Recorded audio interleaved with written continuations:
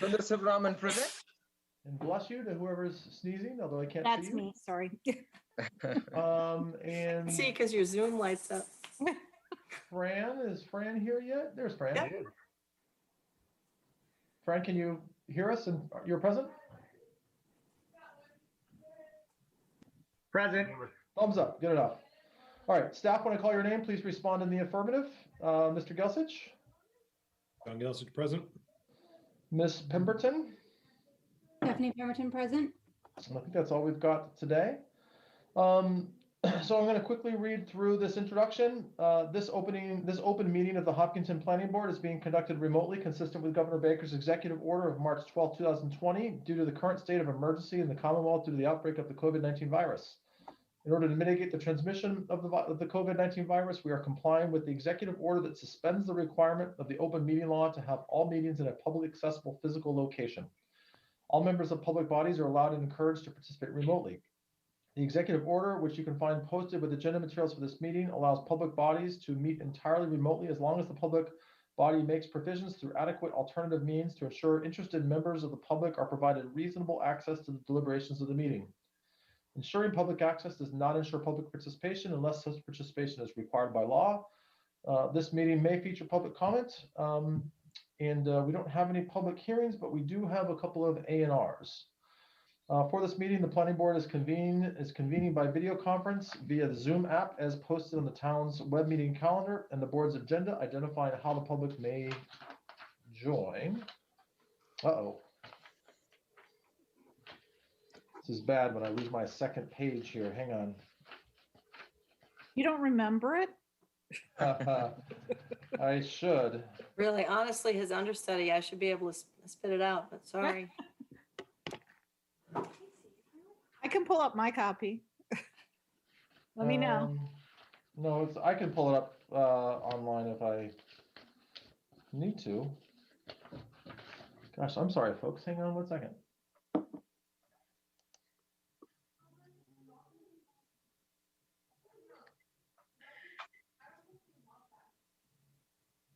Okay, I've got it. You were faster than I am. Where were you? Hang on. Publicly accessible physical location? Something like that. Okay, the I got it executive. here. Okay, you got it? Yep. Okay. Jane has joined us as well. Hi, Jane. Hi, everyone. How are you? Jane? Enjoying this lovely windy night? Yes. Of course. All right. Additionally, the meeting may also be broadcast by HCAM through one or many of its channels or platforms. Please note that this meeting is being recorded and that some attendees are participating by video conference. Accordingly, please be aware that others may be able to see you and take care not to screen share your computer. Anything that you broadcast may be captured by the recording. All supporting materials that have been provided to members of this body are available on the town's website via the web meeting calendar unless otherwise noted. The public is encouraged to follow along using the posted agenda unless I note otherwise. Shortly, we will turn to the first agenda item. Before we do so, permit me to cover some ground rules for effective and clear conduct of our business to ensure accurate meeting minutes. I will introduce each speaker on the agenda. After they conclude their remarks, the chair will invite board members to provide any comments, questions, or motions. Please hold until your name is called. For any response, please wait until the chair yields the floor to you and state your name before speaking. If members wish to engage in dialogue with other members, please do so through the chair, taking care to identify yourself. For items with public comments, and I don't know how much public we're going to have here tonight, but we certainly invite them to provide their input. All participants should use the raise your hand feature in Zoom, then wait to be acknowledged by the chair.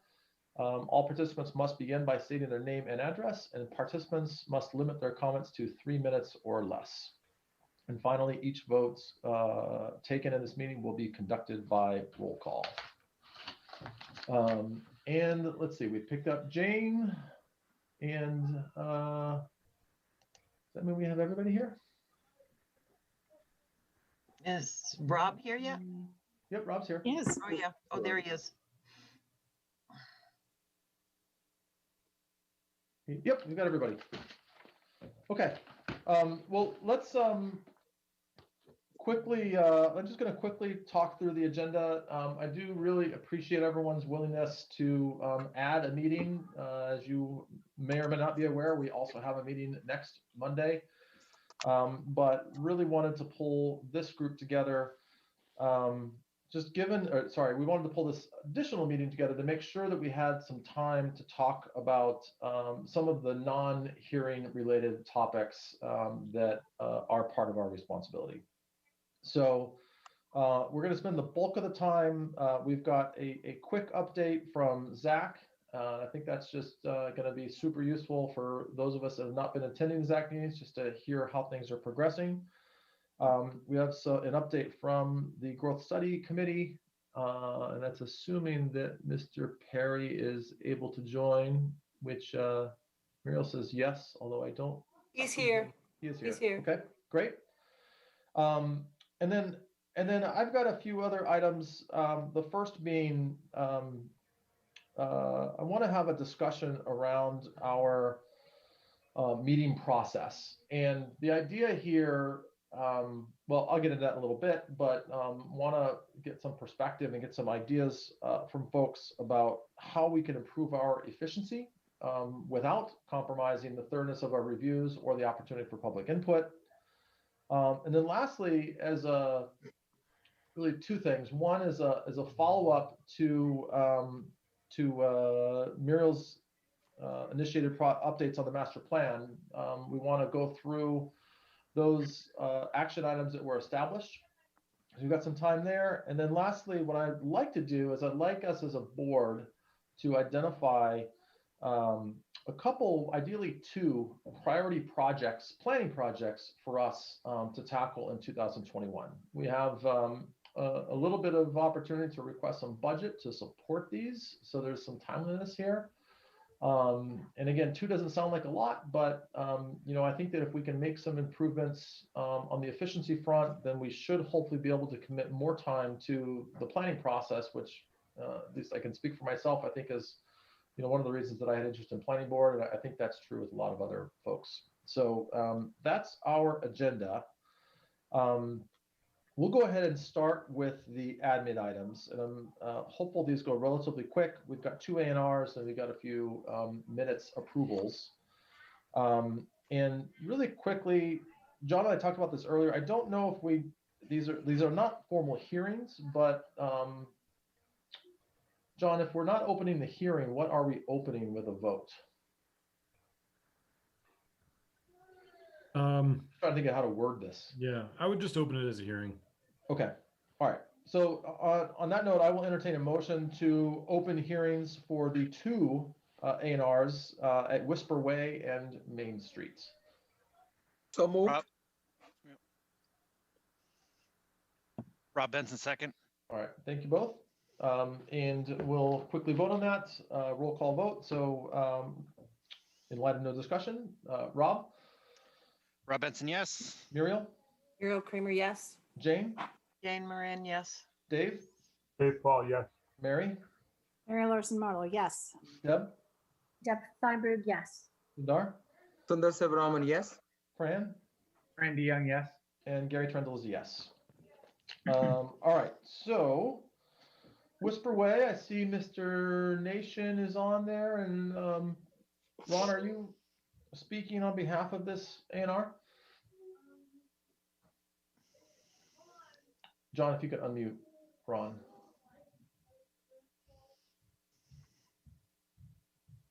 I can answer any questions if you have any. Okay.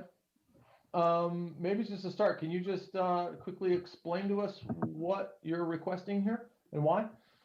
Lot line change. There's an existing septic system on lot 9, and the lot line just accommodates, allows that to happen, allows it to stay on that lot. It's a good septic system. It was built,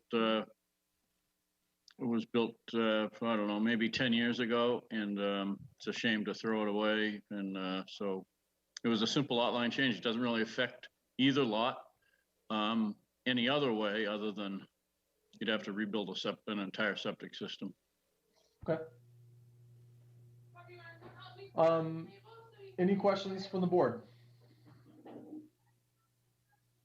I'm good.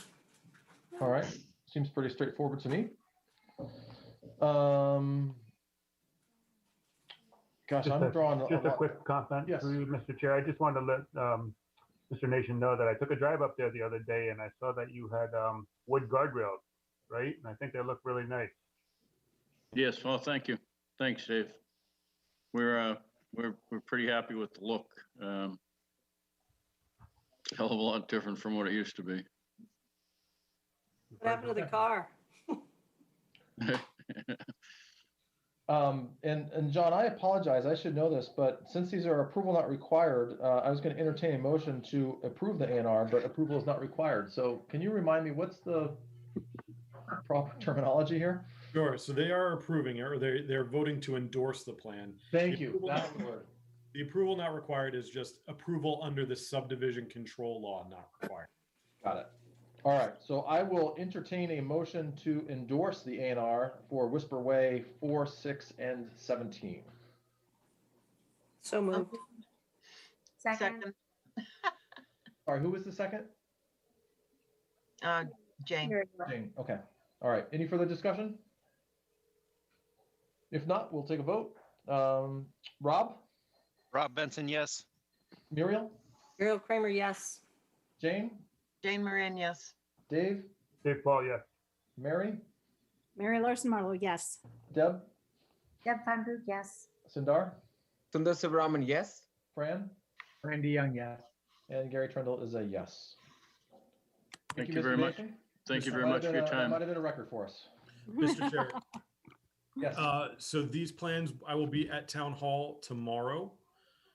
If the board members could stop by to get these endorsed, we only need 5 members. Just send me an email before you head out, and I can meet you either preferably at the back, because that's where there's a table, but I could also meet you at the front of Town Hall. Okay. Through the chair, what time will you be there, John? I usually get there a little before 9 and leave around 4:30. Okay. So I'll be there most of the day. And I don't know my schedule on Thursday if you can't come Tuesday, but I plan on being there on Thursday. I just don't know for how long. Thank I really like the process, by the way. I mean, I know I can't come in the morning, but I can come later in the day, whereby we all count off, so we know when we've gotten to 5. So if we're needed, we can go in, and if we're not needed, we don't have to bother.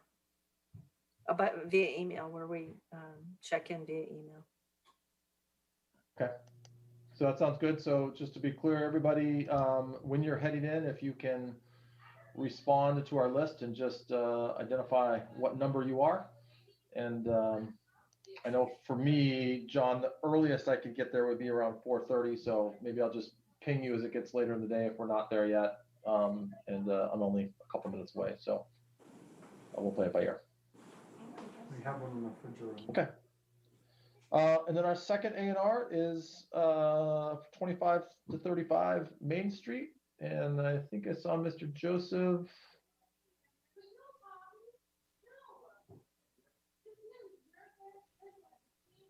Earlier. Yeah, I saw him under, as well. He was under a different name. Chris Arianti, sometimes he's under. Yeah, that's what he was. Sorry. Chuck, come on, man. You're There you killing us. go. Okay, Chuck, thanks for joining us. Do you want to just quickly explain why the A&R and what you're looking to update? Sure. Thank you, Mr. Chairman. Briefly, this is the identical plan that we presented that was approved by the planning board for the parking lot, et cetera. However, we were not able to really get down to the details of the engineering and compose the recordable plan until we had the purchase and sale agreement done with the town of Hopkinton for the construction of the parking lot. So we've got all that done. All of our easements have all been agreed upon and worked out, and they're all in recordable format. So this is basically just putting in front of you the A&R plan that combines the 2 lots, shows the parking lot as a hatched area in the middle, and looking for your endorsement. Okay, and just to confirm, you're looking for an endorsement. You're also looking to us to waive the fee as well, correct? Yes, when I spoke to town officials, they indicated that because it was a municipal parking lot, you could apply for that. Okay. All right. Mr. Gelsich, any other comments or anything from your end? The only comment is that I believe this lot, Chuck, correct me if I'm wrong, is marked as non-buildable. That's 'cause it correct. doesn't have frontage. Yes. So that would be the only concern, but that was discussed prior to this, so I think we're all set. Sorry, so why is that a concern? So the lot, yeah, let me fix my cursor. The subject lot is this right here. Yep. Does not have, so for A&Rs in Massachusetts, for a board to endorse A&Rs, they have to have the appropriate lot size and frontage in order to get endorsed, unless it's marked as a non-buildable lot. And so this is marked as a non-buildable lot because it does not have the frontage required, because obviously there's this part in front of it. So it's just kind of a formality type thing. We've done that before on recent A&Rs. But that is all taken care of. Okay. All right. Thank you, John. And just for the record, I'm comfortable waiving the fee, given the intent of this as a municipal lot. But I'll open up to the board and see if people have questions or if they feel otherwise about the fee waiver. I don't have any objection to waiving the fee, given the circumstances. I'm just curious what it is. How much the fee is? Yeah, $400. 400? Yeah. So it's 100 for the base fee and then 100 per lot developed. So because this is a lot, this is a lot, and this is a lot, Yeah. 100 base fee and then the 300 per lot. I don't have any objections. I just, it's a matter of curiosity. I have a question though. Go ahead, Deb. Just the way John explained it. So is this releasing any responsibility for any one of those lots? Or just the parking lot? All this does is make the parking lot a distinct lot, separate from the other lots. That's all. So is it releasing the fee for all the lots or just the distinctly different fee? It's just the A&R filing fee that they're asking to be waived. Oh, okay, sure. Through the chair. Yeah, go ahead, Sundar. So when you say it's a non-buildable lot, so a parking lot is not deemed a structure, is that what it means?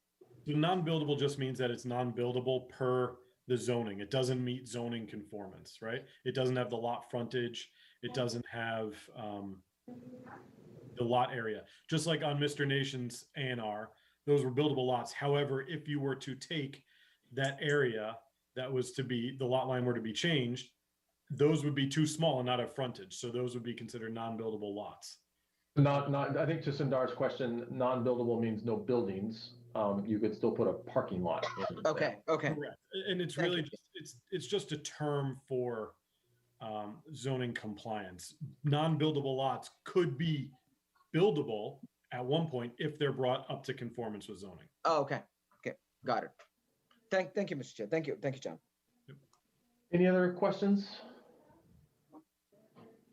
And if not, then I will entertain a motion to endorse the A&R for 25 to 35 Main Street. And waive the fee. So moved. And waive the fees. Thank you, Mary. All right, and if there's no further discussion, we will take a vote. Rob? Rob Benson, yes. Muriel? Muriel Kramer, yes. Jane? Jane Moran, yes. Dave? Dave Paul, yes. Mary? Mary Larson Marlowe, yes. Deb? Deb Feinberg, yes. Sundar? Sundar Sivaraman, yes. Fran? Randy Young, yes. And Gary Trendle is a yes. Thank you, Mr. Joseph. Thank you very much. Appreciate it. Your time. Mr. Chairman. Thank you to the board. Look forward to seeing that get moving. Yes, sir. All right, so then I guess I will, since I opened the hearings, I will entertain a motion to close both of these A&R hearings. So moved. Seconded. All right, and if there's no further discussion, we'll take a vote. Rob? Rob Benson, yes. Muriel? Muriel Kramer, yes. Jane? Jane, yes. Dave, Dave Paul, yes. Mary, Mary Larson Marlowe, yes. Deb, Deb Feinberg, yes. Sundar, Sundar Sivaraman, yes. Fran, Fran DeYoung, yes. and Gary Trindle's a yes. All right, let's move forward to the minutes really quickly, and then we can get into the meat of the discussion. And so we'll start with the minutes from September 28th. Did anybody have any comments about those minutes? And if not, then I will entertain a motion to accept the minutes from September 28th, 2020. Sundar Sivaraman, so moved. Deborah Feinberg, second. All right. And if no further discussion, we will take a vote. Rob, Rob Benson, yes. Muriel, Muriel Kramer, yes. Jane, Jane Moran, yes. Dave, Dave Paul, yes. Mary, Mary Larson Marlowe, yes. Deb, Deb Feinberg, yes. Sundar, Sundar Sivaraman, yes. Fran, Fran DeYoung, yes. and Gary Trindle's a yes. The minutes for October 9th, 2020, were there any comments or questions about those minutes? We only had the November 2nd minutes ready. Oh, I'm sorry. We post the agenda before we know if the minutes are ready, just to see if we can capture all of them. Yeah. Okay. I knew the November 2nd one, the November 2nd ones were ready, but those are ready before the October 19th. Okay. I think we already approved the October 19th minutes. Oh, did we? No, we didn't. Through the chair, no, the September 28th and October 19th were for the last meeting that we didn't get to. Oh, right. Oh, yes. Those were in the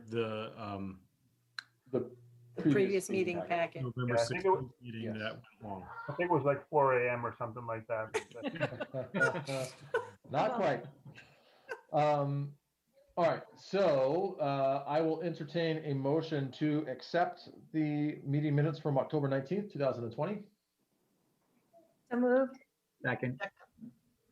All right, and if there's no further discussion, we will take a vote. Rob, Rob Benson, yes. Muriel, Muriel Kramer, yes. Jane, Jane Moran, yes. Dave, Dave Paul, yes.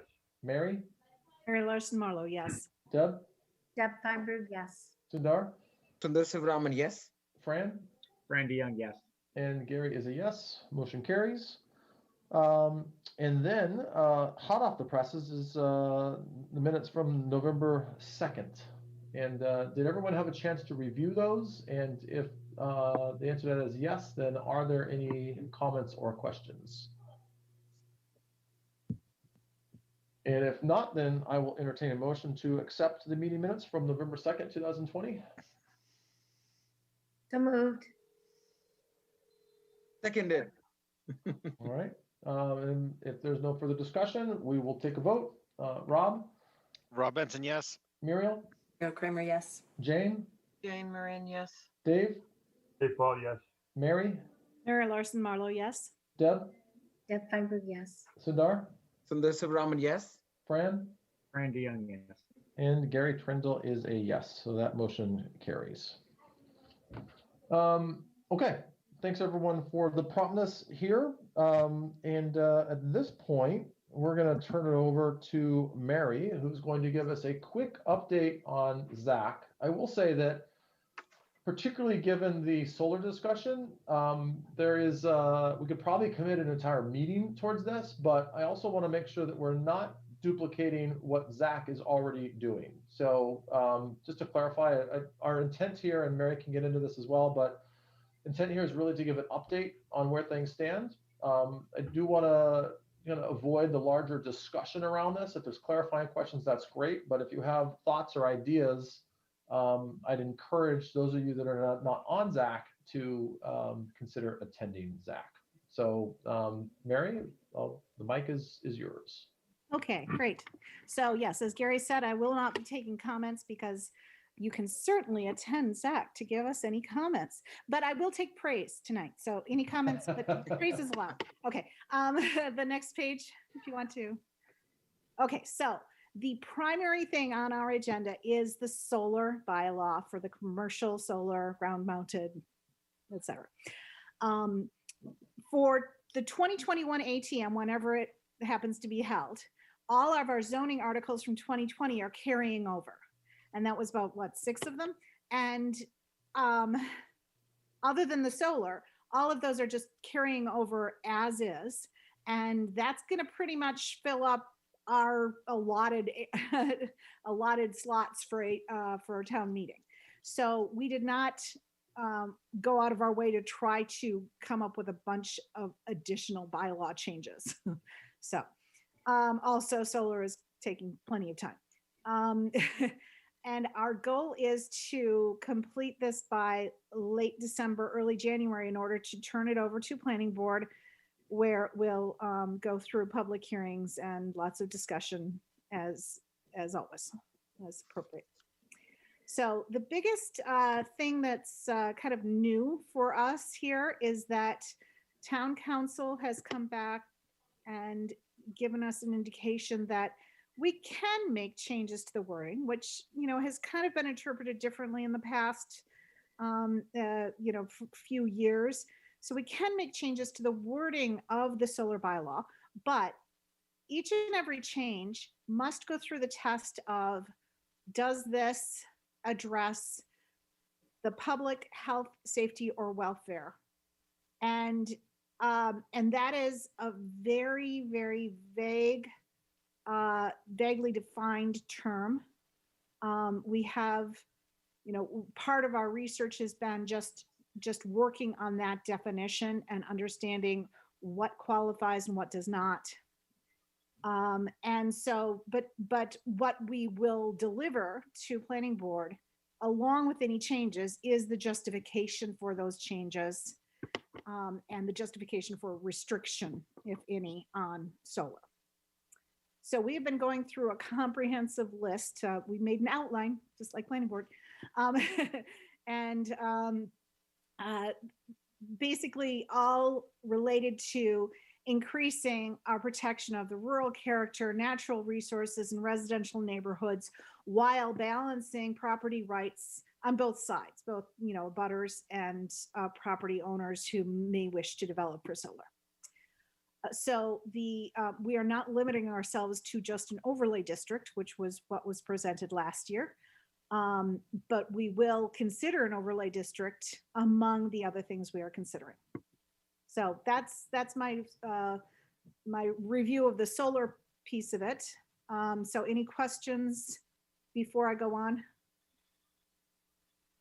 Okay, so on to the next page.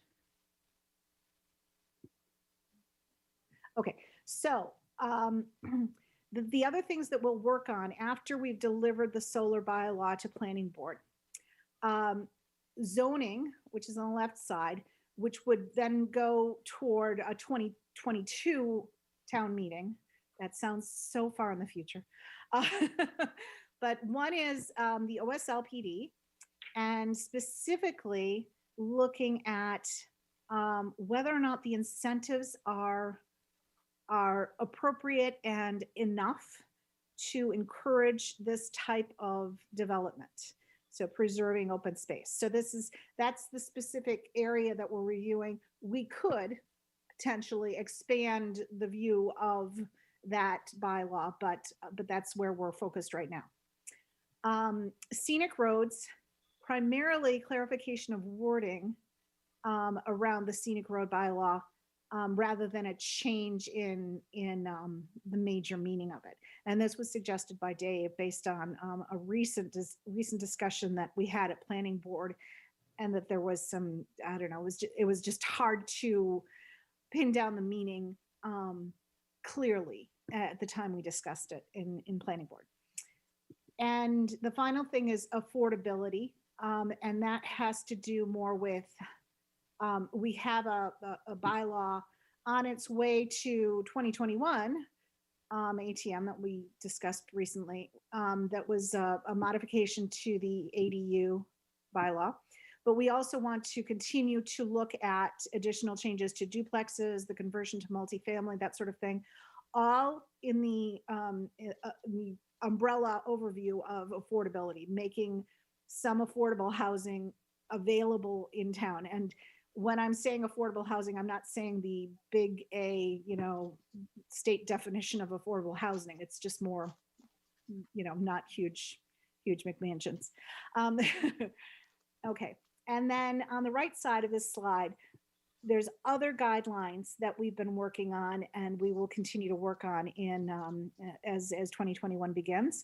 And these can go forward, or some of them can go forward as part of subdivision rules and regs or other types of things because they're not a zoning bylaw.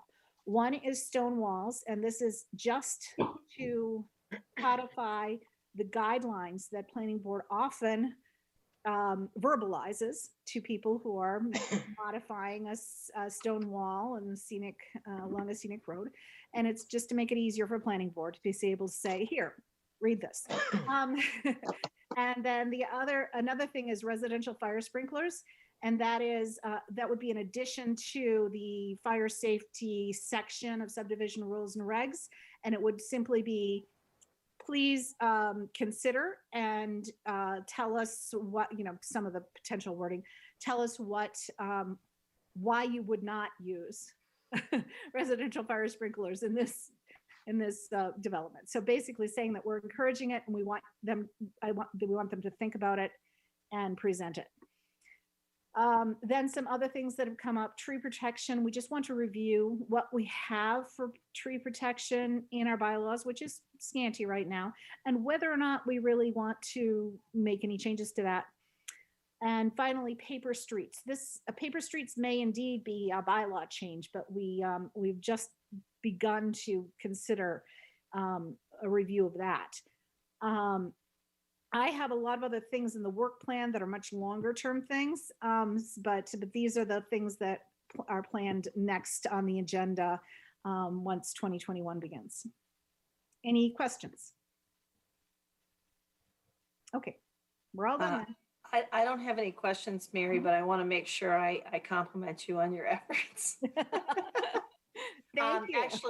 Actually, truly, this is a real substantiation of the meaningful work that you're able to do when Zach is working year round. So that's been really gratifying, and we've been really lucky to have you learning and leading the charge. So it really does make a difference to have this kind of ongoing effort. So I appreciate it. Thank you. I think it makes a big difference to have year round meetings, even though we missed a few months during shutdown, but nonetheless. Through the chair, I'd like to second what Muriel said. So Mary's leadership definitely is amazing. Thank you very much. Thanks to both of you. And I would just add too, one of the things I like about this is that there is a mix of some, I think what I would call simpler things and more complex things. So I know even, for example, the OSLPD, that one gets a little bit more involved. And I think just to echo the points, I think that the year-round format is a nice improvement, and 2022 is not that far away. So it sounds like it, but it really isn't. True enough. Okay. Well, Mary, thank you. And again, I know I'm probably not alone in wanting to ask more questions about solar, but I'm going to stick by my own guidance, and maybe I'll show up at the next ZAC meeting just to check in and see how things are following along. But I've been having good participation from the public and from planning board members. It's a great opportunity, by the way, to advertise in this moment when you meet. We meet on Mondays, generally alternate weeks from planning board. So Mondays at 7. So when's your next meeting, Mary? December 14th. December 14th. Okay. So 2 weeks. Mm-hmm. Okay. Thank you, Mary. Appreciate it. You're welcome. All right. So next on the agenda is the Growth Study Committee update. And I know that there is lots of progress there. I see Mr. Perry. I don't see him. I saw him a minute ago, but I can't tell you where I am. There you are. Green. Public meeting 2 is what you're listing. I'm sorry for that. I have 2 accounts, and this one is, I guess, the one that I get recognized for, the growth study chair position. So Anyway, I apologize for that, but I very much appreciate the opportunity to speak with you. I don't have a PowerPoint presentation. It actually never occurred to me to do that, which is too bad because I thought Mary's was good and helpful. But I do think that you have in your packets an outline of what we intend to present to you as a report. The elements of it, I should say, not the actual content. And that's something that we aim to do by the end of February, beginning of March. Before I get into that, I do want to acknowledge that two members of your board are members of Growth Study, Muriel Kramer and Fran DeYoung. And there are two members, other members on this call, Chuck Joseph and Michelle Murdoch, who's the vice chair of our committee. And also Amy Ritterbush, who remains on our committee, but is now a selectman. And the fact that she won that election ended up getting me elected as chair of this committee, and for which I'm very grateful.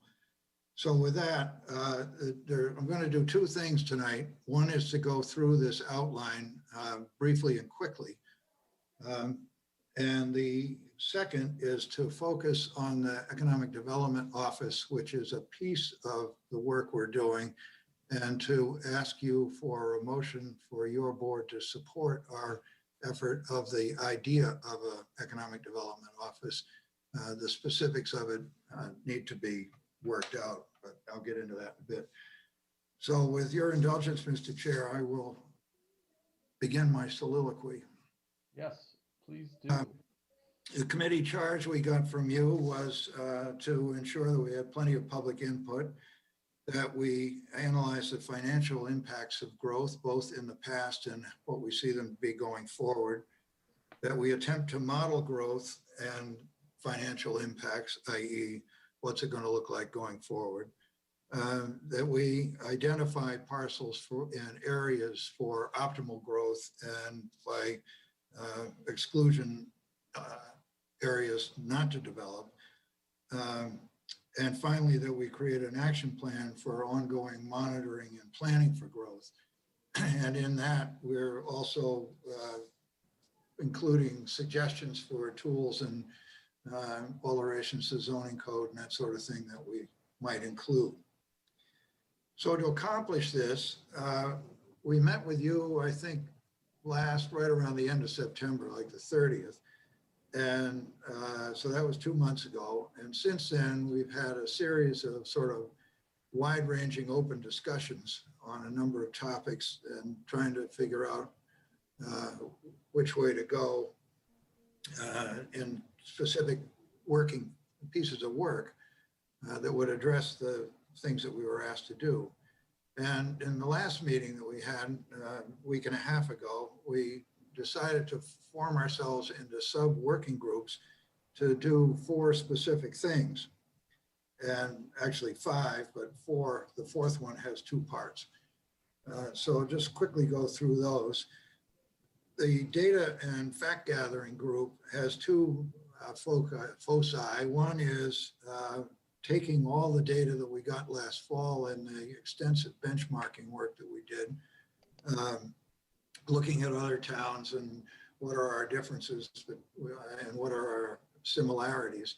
And the big message on that is Hopkinton is Hopkinton and other towns are just like Hopkinton. Hopkinton is just like other towns, with obviously certain differentiations. One of which Michelle Murdoch pointed out to me was we were touted by the Worcester Business Journal as the fastest growing town in central Massachusetts over a period from 2014 to 17 or something. So those kind of measurements are the kinds of things that get the public's attention, but they ignore the fact that we didn't grow at all from 2000 to 2014, roughly. And then the second piece of the data and fact gathering is work we've been doing with Tim O'Leary, the town CFO, who has done a fabulous job creating both a look back at where we've come from and what the category of new growth if you're not familiar with new growth, we are allowed by the tax laws in Massachusetts to add 2.5% to our levy limit every year. And then any amount of that that's created by new growth in any given year, we're allowed to add that on.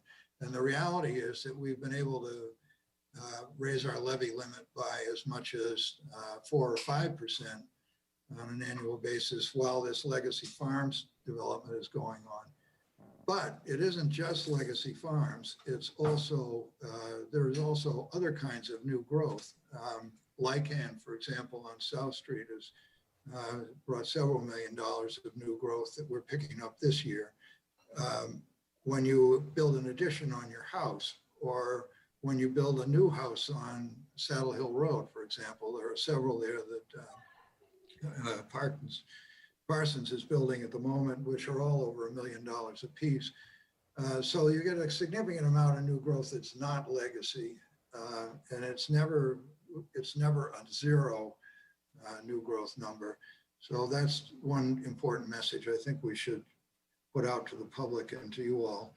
But the question is, where once legacy pulls back, will that legacy will essentially pay for itself through this new growth? Question is, what happens to our new growth after that? Working group number 2 is working on mapping and evaluating vulnerable parcels. And the purpose of that has really been to create a map that says, look at all this green area that we have in Hopkinton for recreation and public protection and so forth. And this includes school property, DPW property, water department property, state park property, and so forth. But when you look at it on a map of the town, it's a significant portion of the town is permanently protected in sort of one way or another, and with different levels of protection. Then obviously another huge portion of the town is already developed. And so what would happen there would be infill and redevelopment. But there are a few parcels that are still significant, are large and unprotected. And by example, I can cite the YMCA out on Clinton Street, East Street, the Laborers Training Center, all of which seem, permanently protected, but they aren't necessarily. Framingham Sportsman's Club on Lumber Street. There's a big chunk of land at the south end on the eastern shore of Lake Maspinock, for example, that's owned by EMC, and what might happen to that. And there are a few others. And we just felt that it's important to identify those and show people what's out there and to be aware of them. And I had a meeting last week with John Gelsich, who has agreed to help us put this all into he thinks it's a useful map, I think, and has been willing to work with the town GIS system and take what I've done as a, color by number kind of map and create something that's actually useful. Oh, there you are. You can follow along. So that's underway. And in the course of that, it will help us to sort of think, well, oh my goodness, we should do something with that, or no, we don't have to. Working group 3 is Action Plan A, case for an economic development office. And this is the one where I'll be asking you for your support. We proposed last year, under Amy and Fran's direction, Economic Development Office, and came to the Board of Selectmen and came to you guys. And that has been formalized this year rather than a town meeting article, which is the approach we took last year, was to, it really belongs in the town manager's budget. That's where the position should reside. And in our opinion, and I think in the town manager's opinion for that matter, he's not, as I understand it, 100% sold on the notion of this happening, but it is definitely time to talk about this. We're a $100 million business enterprise with no sales department, for example. we subsidize our residential property taxpayers with all sorts of trash pickup, education, highways, and that sort of thing. Your activities as a planning board are essentially a subsidy to the property values that are created for residential taxpayers. That's sort of a high level kind of way of thinking about it. But if we were to put a sales department in for an economic department, sorry, if we create an economic development office, it becomes a sales department for the town. And the individual who occupies that office, we're proposing it as and this is significant, a one-person office at this point, under $100,000 in annual compensation, and on essentially a trial basis to see if it actually is something that works. So from a cost standpoint, there are no benefits to it. It's a contract position.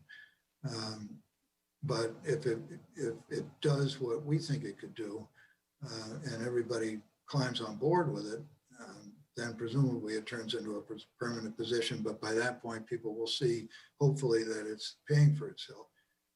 And the work of the position goes all over the place, runs the gamut from developing a relationship with the commercial real estate industry, a relationship that we frankly don't have at this point, other than through the Chamber of Commerce, and I'll get to that in a minute. It can look at opportunities to take advantage of state business development programs, one of which just came to my attention today from Carolyn Dykman through Amy Ritterbush to help businesses in our downtown area who've been affected by the coronavirus shutdowns. It can become involved with organizations like the 495 Partnership, which is a public-private partnership directly aimed at economic development along 495, the 495 corridor, and including Hopkinton. It can take full advantage of the fact that there's a Mass Biotech Council that is looking for sites continually to develop further company locations in our area out here. We're ripe for scaling up the kinds of inventions, if you will, that are made in Kendall Square, where the rents in Kendall Square are upwards of $100 a square foot. Out here, they're under 20.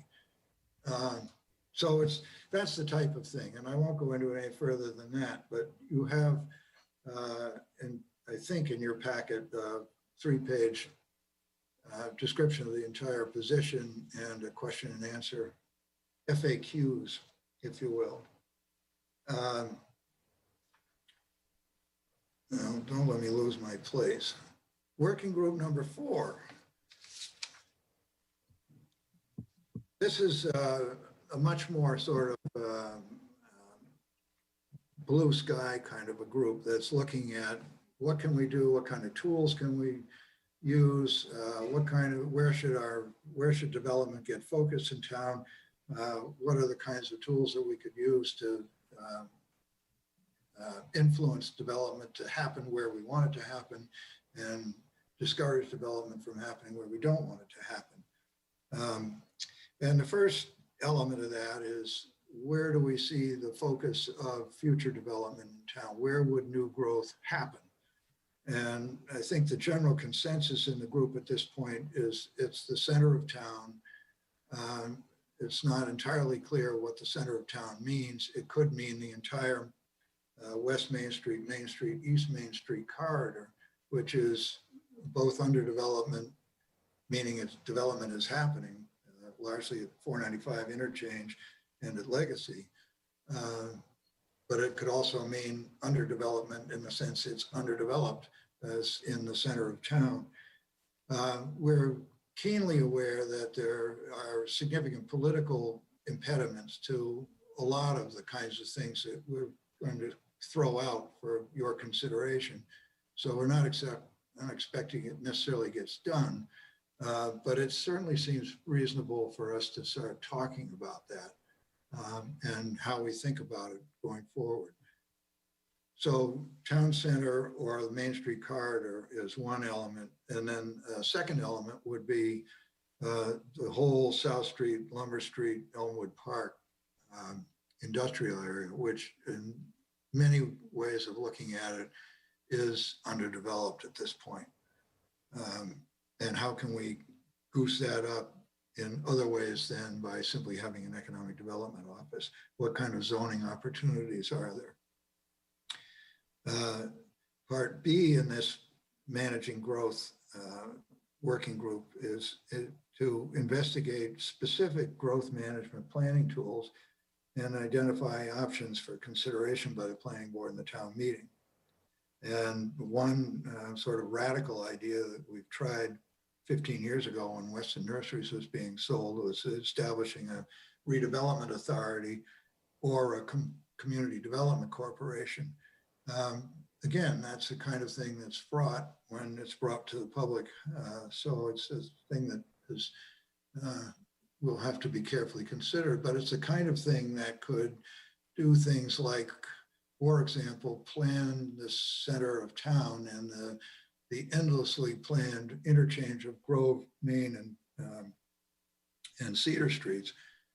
One of my particular pet peeves, as much as I like the people that run the gas stations down there, I don't think gas stations belong in downtown Hopkinton anymore. And one of the things that a redevelopment authority could begin to do is to plan their eventual relocation. Maybe the market would relocate them and that would be the end of it. It wouldn't need to be a planning thing, but the fact that you start talking about things tends to improve the way things look. Listen, this is Dave, just a real quick question. Letter A seems to be about non-residential. Is this whole section non-residential or just bits and pieces of it? No, it's not non-residential. There's plenty of people that live in the center of town and live all along that Main Street corridor, which is one reason I suggested that it's probably politically quite difficult to, we'd have to think about what people along that corridor would like to see and whether there's property values can be enhanced and whether the quality of life can be enhanced and whether the street can be beautified and, you know, all the things that come into play on something like that. So it's not an easy issue, but when you contrast that with locations like the ones that I mentioned, YMCA or Laborers Training Center or the EMC parcel at the south end of Maspinock, if any of those were to come up as a residential subdivision, is that something that the town would want to see, or are there other things that we might think about? And I think the thinking is that we're becoming the kind of town that we should encourage growth where services are centralized and opportunities for, excuse me, opportunities for other things, restaurants and stores and those sorts of things that would service people who live in those centers would make sense. I'm probably not the best salesman for this, but I think from a standpoint of a planning perspective, it's where we have come down as a committee in terms of looking at where development should take place in Hopkinton. And maybe that's the takeaway, not what the development is, but that we should encourage development where development already is, I guess is the way to say it. And the places that focus would come, in our view, is along the Main Street corridor and at the 495 industrial area.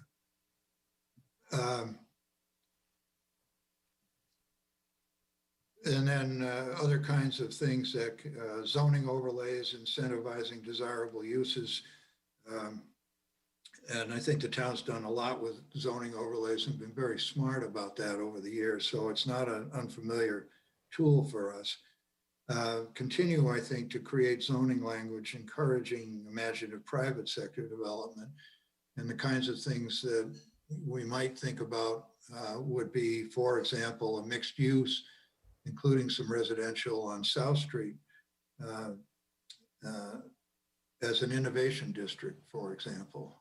Not take the whole street that way, but maybe a couple of the larger parcels that are underutilized. And as a way of encouraging redevelopment, that would be a tool that we could think about. Obviously, in all of this, encouraging historic preservation, excellence in design, minimal footprint, diversity of shape and scale, and alignment with the landscape. You certainly don't want loomers, as a friend of mine refers to some of these things. And then for these parcels that are open, how do we keep them open? And investigating various open space protection options, many of which we already use. So it's, I think probably important to say at this point that in my opinion, Hopkinton has done an extraordinary job in planning. When you look at all the various elements that we have in our zoning code and the planning board rules and regulations, various kinds of things that we put in place over the years, going all the way back to when we first did zoning in the 50s, we just continually upgraded right along. We're really, I think, I guess what I'm trying to say, it's impressive what we do compared to some communities. Some of the other things that we could think about that we're not doing are purchasing development rights. That would be something that might be desirable, say, with the YMCA or the Laborers Training Center if those were ever to come up. Obviously, outright purchases, that's a tool we've used many times with the Community Preservation Act. Another example, which again would be potentially a political issue, but the Sportsman's Club is right at the end of the Lumber Street Industrial. Mr. Perry. Sorry. I'm gonna cut you off just for a second here. And just a quick time check. We are almost up on time, and I think that we could probably spend multiple meetings on this. I know that there's a lot of interest from the planning board in these topics. And like with Zach, I'd encourage people, if they want to engage more, that they also consider attending the Growth Study Committee.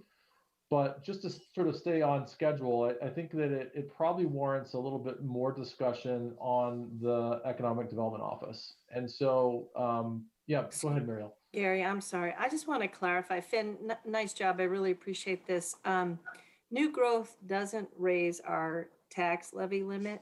It raises our spending ability, right? It's actually revenue that comes in, and in many cases, it's allowed the select board to keep the levy limit from increasing at the full 2.5%. I just wanted to make sure for any public that watches it, it's really not about changing the levy limit. It is about changing our ability to support our services in our town, though, for sure. Okay. That's exactly right. We've had, I think, 3 underrides, as opposed to where other towns are always having overrides. Right.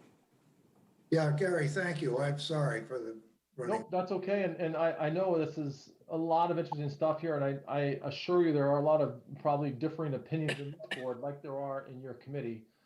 But I know that you know, you had a specific ask around the Economic Development Office and us, you know, potentially formalizing our support of that. So I want to make sure that we get to that before we move on to our other agenda items. Does that make sense to you? Makes sense to me. I would appreciate a motion from someone on the committee. So, and I don't know where people stand, and well, I think it probably warrants a little bit of discussion. I'll just throw my thoughts out there. I am a big supporter of this. I think we've seen other towns that have done it well. And I think what's interesting, if you look at the price tag of $100,000 in terms of tax base, that's about $6 million of assessed value. $6 million of assessed value generates approximately $100,000. So to me, I can see where this office or this position could very easily have not only a positive financial impact on the town, but you know, a positive impact in other ways as well. So that's just kind of my take on it. But I'm curious for other members of the board if they have questions for Mr. Perry and for the Growth Study Committee, if they have other thoughts on this Economic Development Office. Through the chair. Yes, go ahead, Mary. Hi.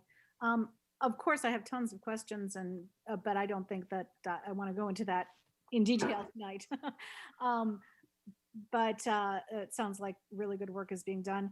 I just wanted to say that the Zoning Advisory Committee over the last several years, we have talked about a zoning, I'm sorry, economic development person or office, or yeah, the whole concept of that, and you know, I'm very supportive of that as well. So I think that it's something that, you know, it's just important to continue, and as things are changing with the pandemic and changes in work structure and so on, I think a skilled person could help us navigate that from a zoning perspective as well.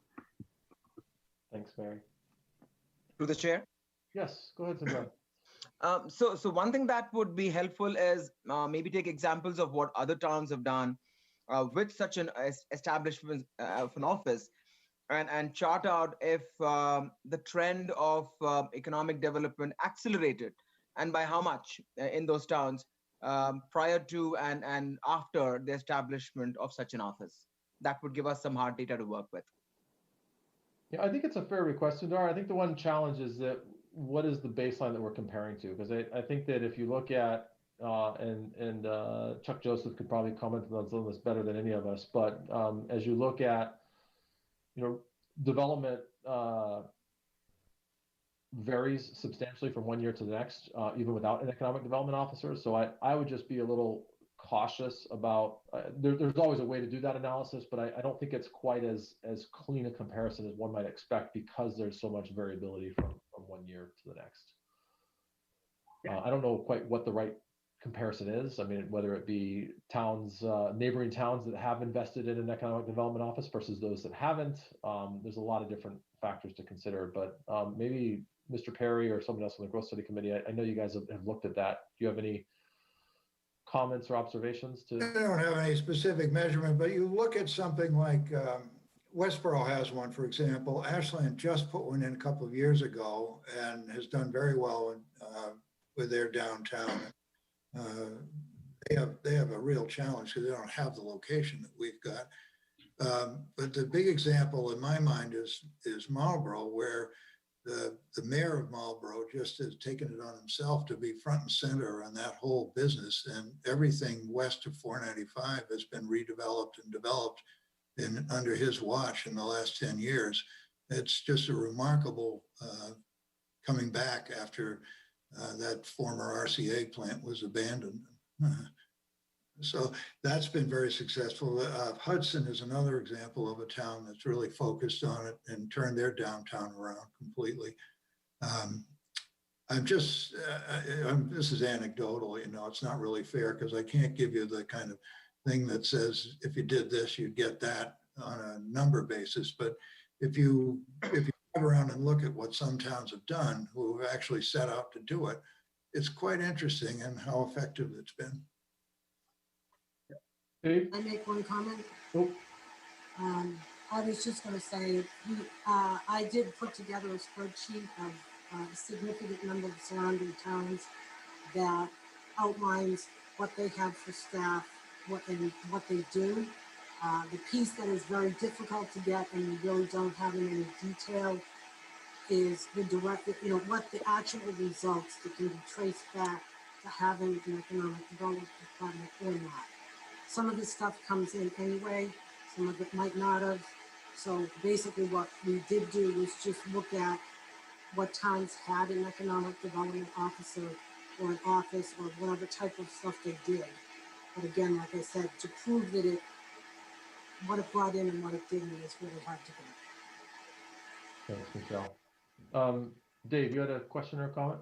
Yeah, I just wanted to give some input for maybe the flip side of things. So I know some people, myself included, have concerns about having too big of a government, right? So that's something we need to consider when we look at adding on to our government. And the second point I wanted to make is that we are a bedroom community. That's what we are. So if we were looking at changing that, I'm not sure that that's what the town would be interested in. I mean, from my specific point of view, I don't want to be a Marlboro. I don't want to be in Ashland. I don't want to be a Westboro. I like being a small town, a very residential oriented town. Obviously, the flip side of that is that the taxes are up, but I think we just need to talk about it both ways, both sides. And I think we need some more time to talk about it. Fran? Hey, Gary. Oh, go ahead. Sorry. Is that Rob? Go ahead, Rob. Yeah. So, Michelle and Finn kind of commented on this, but the biggest thing, like anytime you hire somebody in professional world, you lay out measurable achievement goals. How do you measure their performance?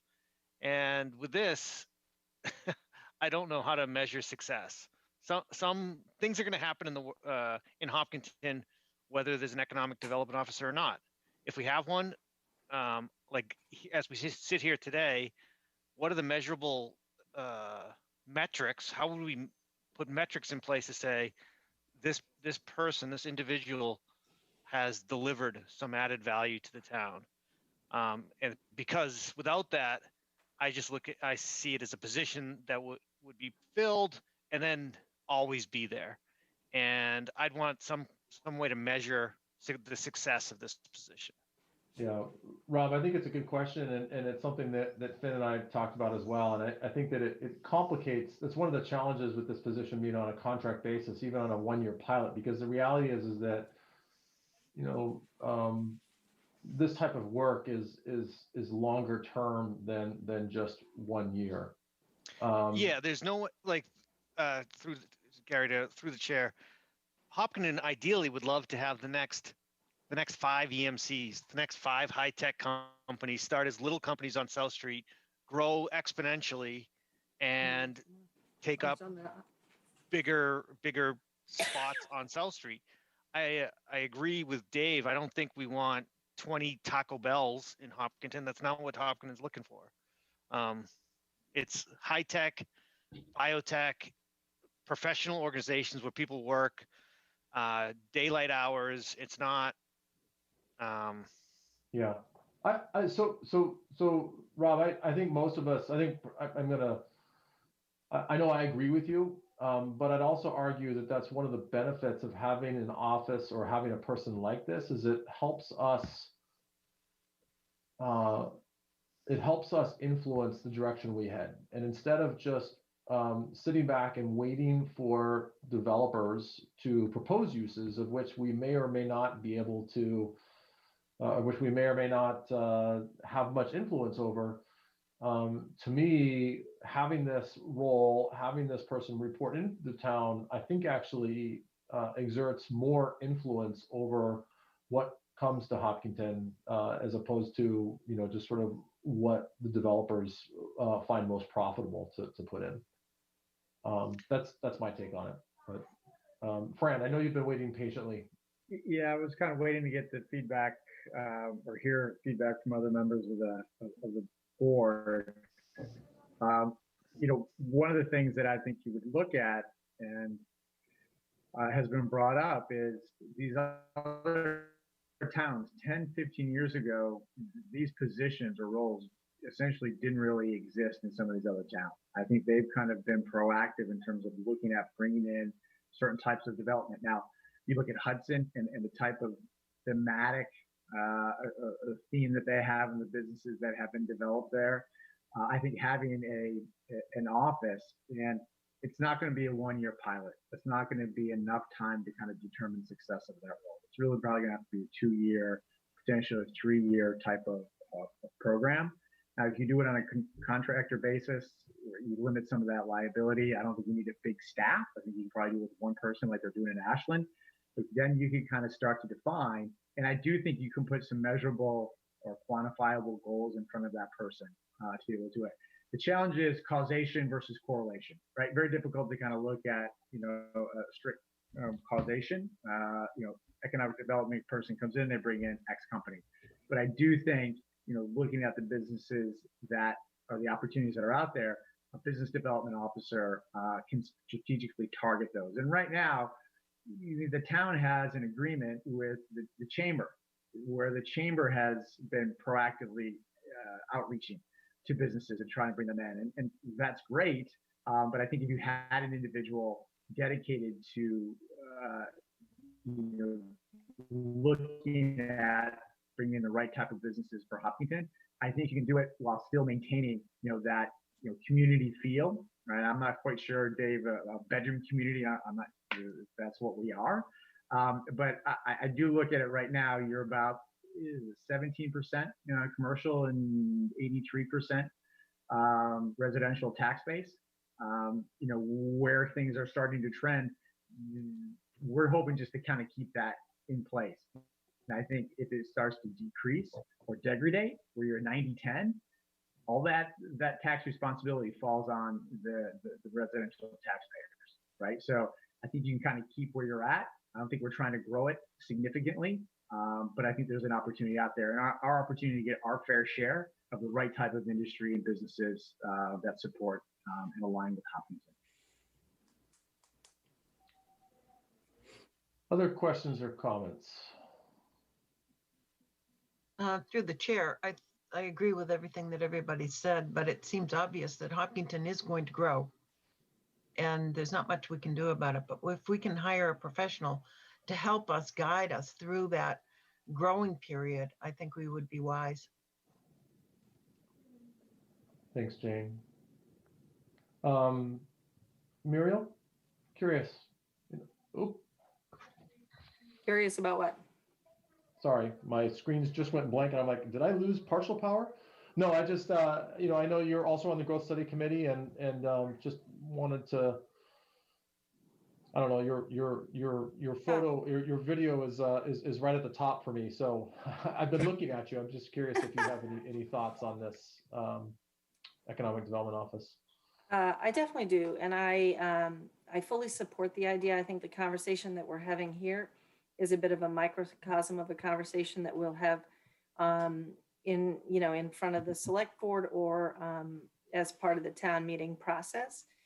But I think the fundamental sort of the tipping point for me is that the very nature of trying to encourage the growth that you want and outreaching to those entities that you would like to woo, right? You'd like to bring to Hopkinton. We've had sort of a very great capacity on South Street for a very long time, as long as I've lived here, and we haven't really been successful in encouraging the kind of development we want to see. Part and parcel of this, of course, is a little bit of outreach to the community to find out, now what that really is. I mean, I have a sense of what I think it is, but I haven't done an outreach effort in a very long time to find out what people want. But the bigger picture notion of trying to encourage some commercial and industrial growth in the corridors and the places where we hoped it would go makes an awful lot of common sense to me, right? It would take a lot to offset our residential versus commercial tax base. But that doesn't mean that every bit of commercial tax growth or vibrancy of restaurants or retail that we want to see locally to bring people to Hopkinton and spend their money here, that all benefits us. So for me, it makes an awful lot of sense. This is something that the chamber as volunteers or town officials working really hard to do the job have not been able to move the needle on that much. Thanks, Muriel. Amy, I see you have your hand raised. So I do, yeah. go ahead. I agree with what everyone said. I had a couple things to add. Just during COVID, the needs for office space are really going to be changing in everywhere, not just in Hopkinton. We may see some vacancies in some of our office buildings. And I think it makes it all the more important to have somebody who can help us. Maybe there are new businesses that need more space that we need to kind of convert and attract. Or I don't know, I think we're kind of poised for some change everywhere. And if we have a person that can help us attract some new business and maybe a different type that would be more COVID resilient or just changing needs due to COVID, I think that would be a benefit. Thanks, Amy. And Mr. Joseph. Mr. Chairman, just very briefly, I appreciate what Rob and Dave are saying and not necessarily interested in expanding government payroll that wouldn't be effective. And there are some issues with how to measure the effectiveness of this. But I think it's also very important. I'd like to suggest that there's more than likely a significant swing in the office market coming up. And the buildings that are going to be vacated are office. And it's unlikely that we are going to be filling them with office. So I think one of the conversations we had at Growth Study was that this person would be directed to be biotech oriented, specifically towards laboratory and manufacturing, which requires that you are coming into a building, that you go there. Those positions are not going to go away. Whereas I think if we allow the deterioration of those buildings once they're vacated, they will decrease in value if they stay as office spaces only. Whereas an economic development office could work with the DPW and put together a package for a developer that shows we have the water, sewer capacity, and redundant power capacity to support laboratories and manufacturing. And that is, to me, a much longer view as to how we could stabilize the commercial base in town. Thank you. And sorry, I should have asked Mr. Joseph, what's your address? 5 Benson Road, Hopkinton. Okay. And Amy, just for that you're on the record, what's your address? Right, 54 Grove Street. Okay, thank you both. All right, so we're a little past time. We've got some more stuff to cover here, but I do think that you know, given that Town Hall is going through the budgeting process right now, while I applaud the idea of maybe we need more time to think about this, I would like to you know, do, or I would like to entertain a motion to support for the planning board to support the notion of an economic development office as described by the Growth Study Committee recommendation. And just want to be clear too, this is not our decision to make. This is not a binding, yes, we're going to do this. This is just, you know, if we vote in support of this, this would just be us as a group advocating for something that for this, given that we think that it would have a positive impact on the town. I will make the motion to support the proposal. Rob Benson, second. All right, thank you both. Any further discussion? Okay, so let's take a quick vote. So we'll start with Rob. Rob Benson, yes. Muriel? Muriel Kramer, yes. Jane? Jane Moran, yes. Dave? I just want to say I heard some good input from Amy and Chuck, so I am voting yes. Okay. Mary? Oh, Mary, you're muted.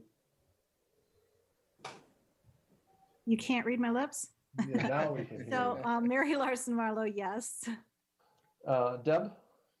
I think there's some definitions that need to be answered. I'm in favor of it, but I think with a caveat that I'd like to see a little bit more of an outline of what these positions are going to be. And I'm sure that's what everybody else is thinking as well. Okay. So Deborah Feinberg, yes. Thanks, Deb. Sundar? Sundar Subramanian, yes. Fran? Fran DeYoung, yes. And Gary Trendle is a yes.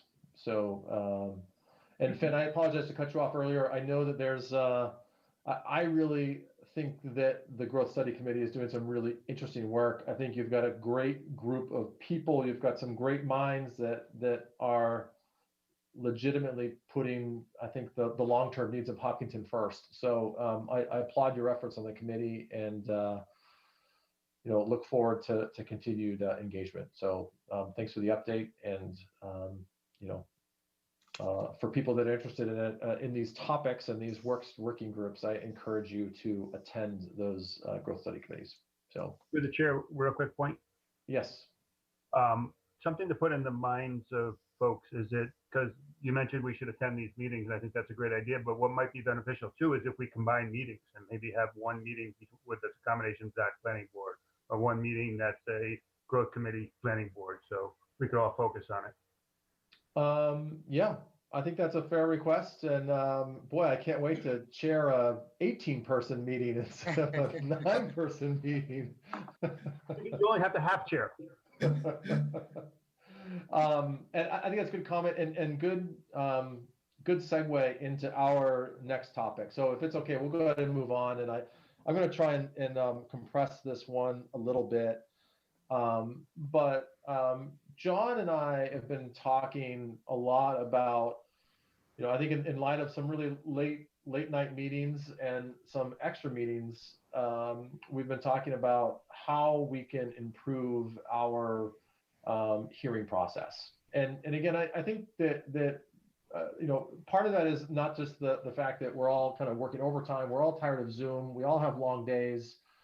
But I think the reality is that we also, I think all of us want to spend more of our time in some of these topics that we've just talked about. And the hearing process, the regulatory process is certainly an important part of what we do. But I think that we're just candid. We don't have enough time to do the planning stuff. And so my hope is that if we can make some improvements to our hearing process, and I'll give two caveats there. One is that without compromising the comprehensiveness of our reviews. And the second is without compromising the opportunity for public input, because I think those are both things that are very, very important to this board. There are, I think that if we can save some time in that hearing process, then we can commit more time to these planning initiatives, which I think, speaking for myself, but I think most of you probably agree is why we initially had interest in this board. And we're not going to solve this all at once. We're not going to solve it tonight. But I think there are some things, and you might have started to see some of those as we, just as an example, as we start to restructure the hearing outlines a little bit. And John's been a big advocate for really focusing on the decision criteria to drive our discussion. One of the things that we've talked a little bit about that I want to sort of sift and work through a little bit more is an idea of actually recommending a pre-meeting for applicants with our town staff prior to actually submitting their application. And the idea here is that Mr. Gelsich can give them some guidance, identify some of those bigger potential issues that they might have, and maybe there's a chance for them to bring a more complete and more thoughtful application to us, which could streamline the process. And in general, just the whole application requirements, for different types of applications, what's required, what that process is. Both John and I think there is an opportunity to update and refresh that. Some of that even comes back to what's required for paper copies and a bunch of other details that can just help make this process not only more efficient for us, but hopefully more efficient for the public and, of course, more efficient for our applicants. My thoughts on this, what I'd like to do is, I think similar to the growth study committee, is establish a smaller working group that we can use to sift through this in a little bit more detail and come back to the planning board with some recommendations on this process. And I'll stop there, but would love to hear initial or thoughts or reactions from the group. Through the chair, it's Rob. Yeah, go ahead, Rob. So I love it. Love the idea.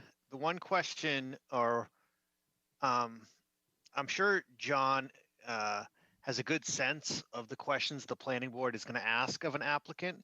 Would part of this process be to prep the applicant on what he thinks the planning board might ask? So that's my question. Yeah, and it's a careful one because we don't ever want to put John in the position where he is speaking on behalf of the board or, even trying to predict it. But I think your point is a fair one, that I think that he can appropriately guide them or prepare them for the types of questions or types of points of consideration that we might have. Is that fair, John? Did I describe that appropriately?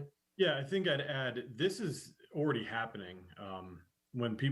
So I should say, not every applicant that comes before the planning board just goes straight to the planning board. Some of them do reach out to me. It's maybe in an informal setting. I just got off the phone with somebody or I shouldn't say just got off, but today I was talking to a potential developer who was asking about certain types of developments. And they asked a question of, if we did this, would that be good for the planning board? And I said, look, this is what the planning board generally looks for.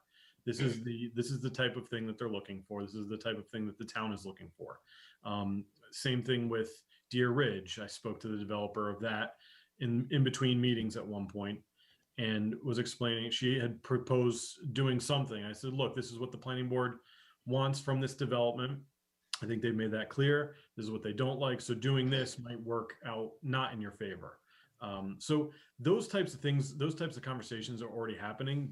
What Gary is talking about is really kind of putting it in place that they have to come talk to us. And it's not just me, it's talking to fire, it's talking to DPW if that relates, it's talking to Concom, talking to the building inspectors, because that way the thinking is any issues that the fire department is going to have with access or Concom is going to have with wetlands, those will be already addressed before they even apply. So we're not going through that process when the planning board is deliberating.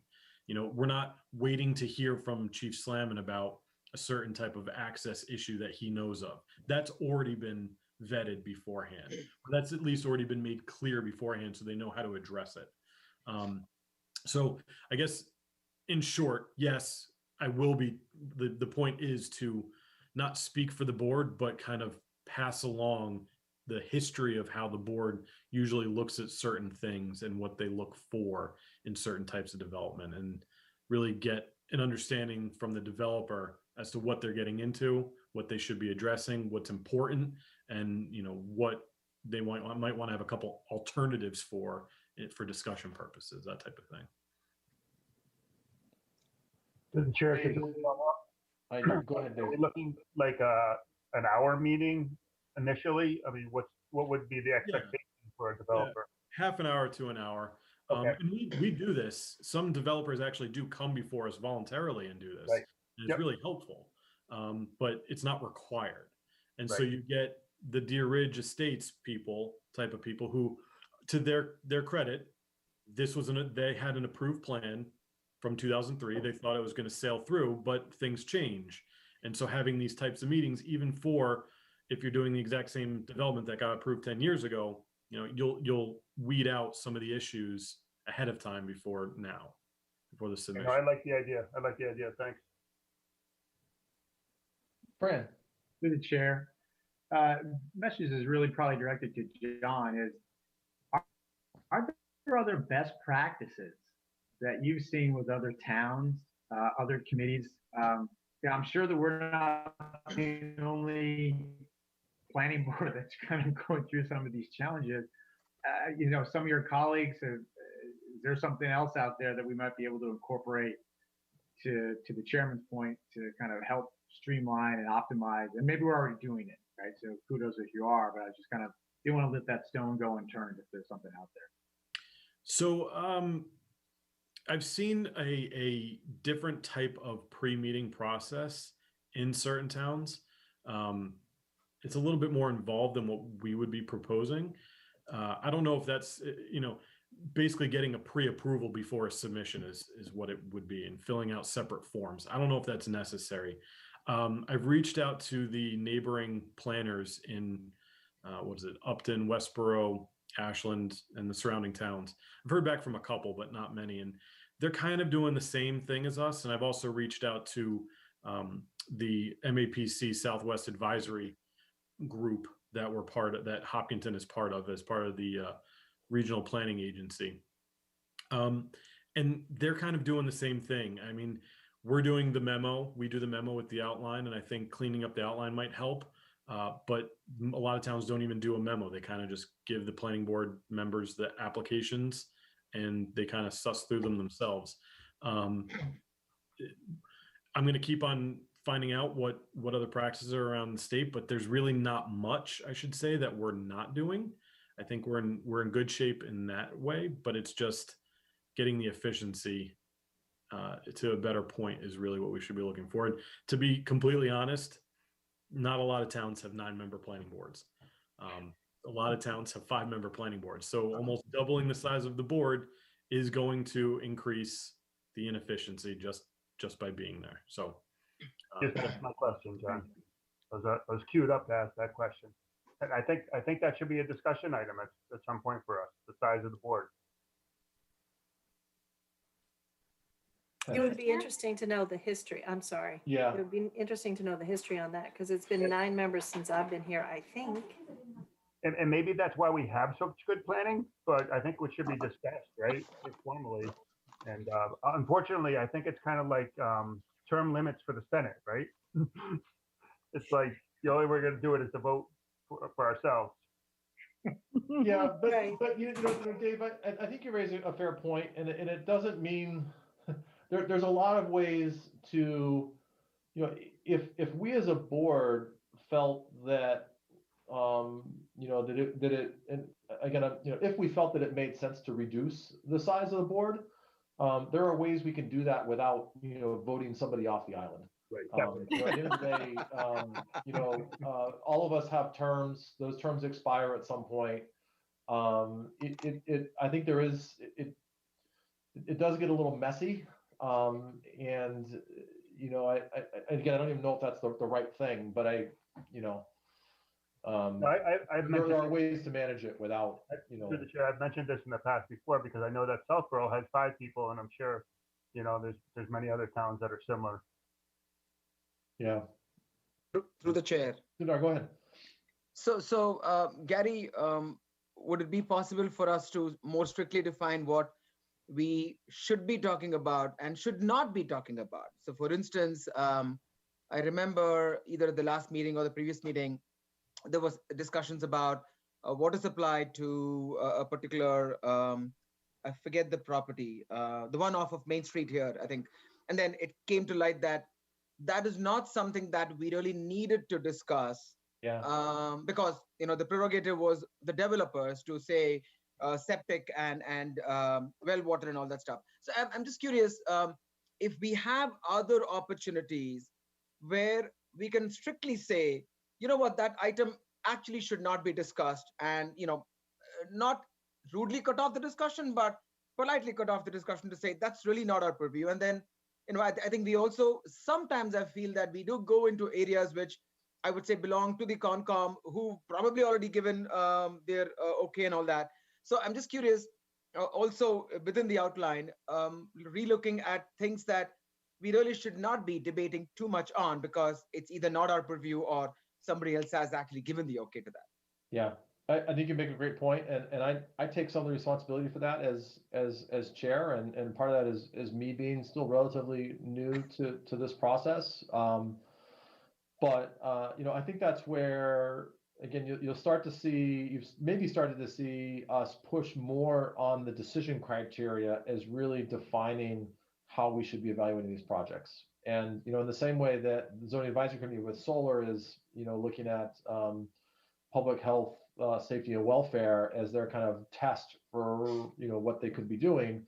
I think that's similar to how we want to use the decision criteria to build our discussion and evaluation around. And that's really to help keep us kind of in the lane that we're supposed to be in. It's a delicate one because I think that in a lot of cases, we've had some very positive outcomes that have come out of a more comprehensive discussion. And, you know, at the end of the day, we are reviewing and either endorsing or approving these things. So I tend to be very cautious because I'd rather spend a little extra time looking underneath each rock than just sort of assuming upfront that we shouldn't go there. But you're absolutely right. That's something that I think we can continue to improve upon.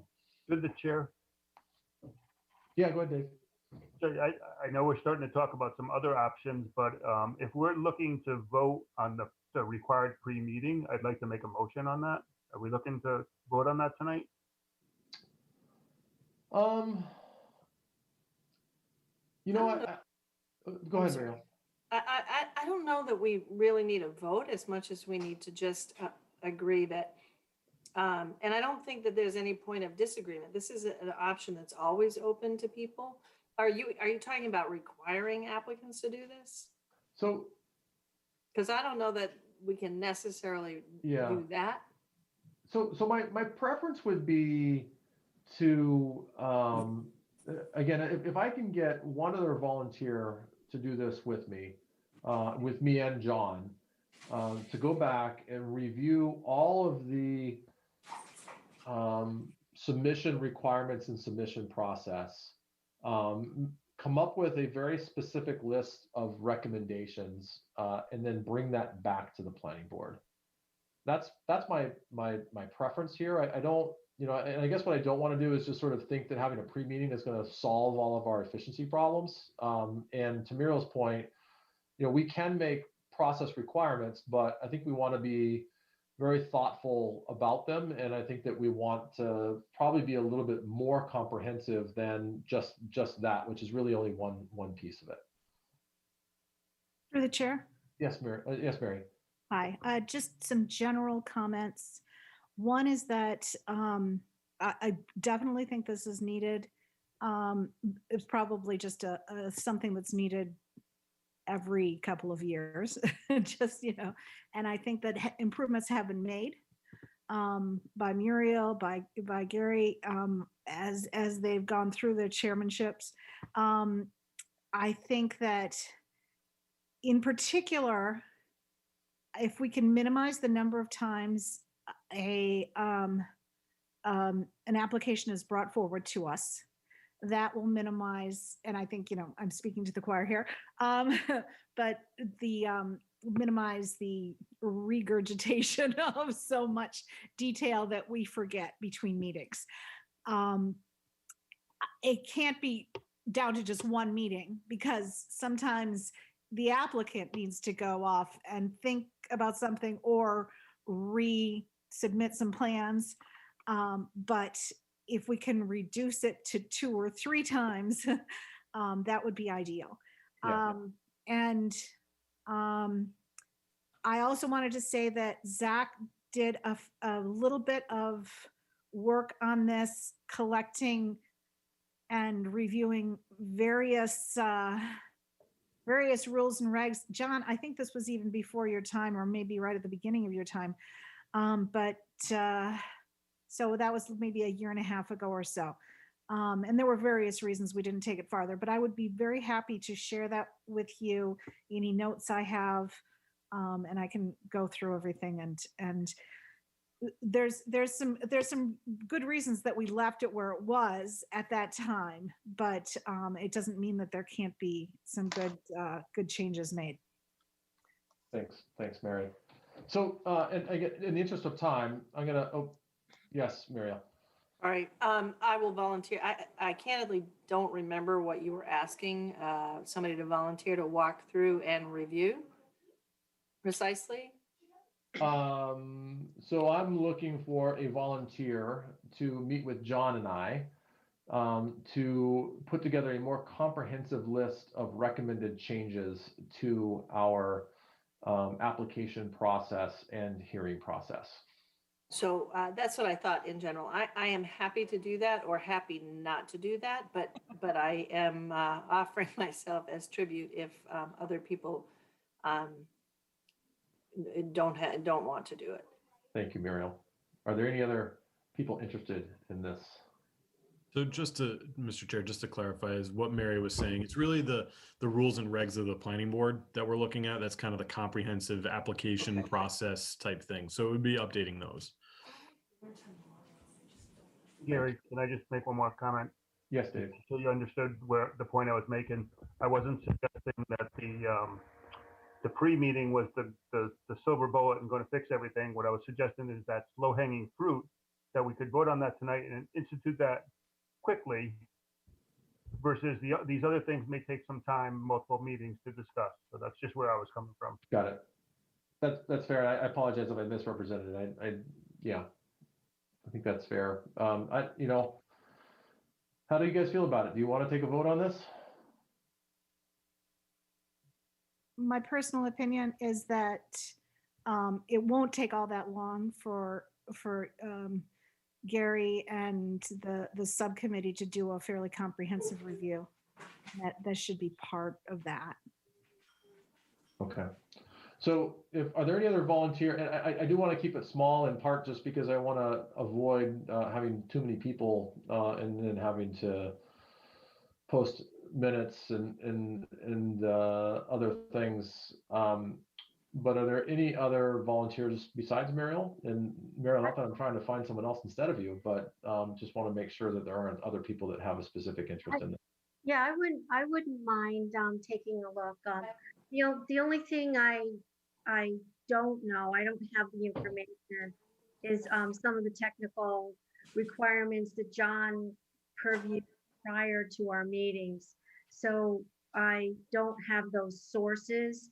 So as far as being able to preview those, John, would you have that information, or is that not? We wouldn't. How deep would we be delving into the process?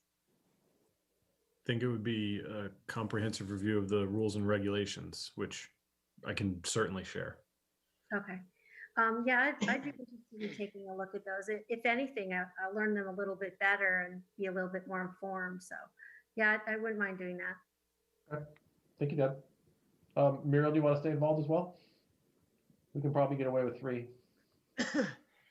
Yeah, no, I'm happy to help if I'm helpful. Okay. All right. Sounds good. All right. Thank you, everyone. I appreciate the discussion. And like I said, I think we're all aligned here. It's easier said than done. And anyone that's led a hearing or discussion, I think can attest to that.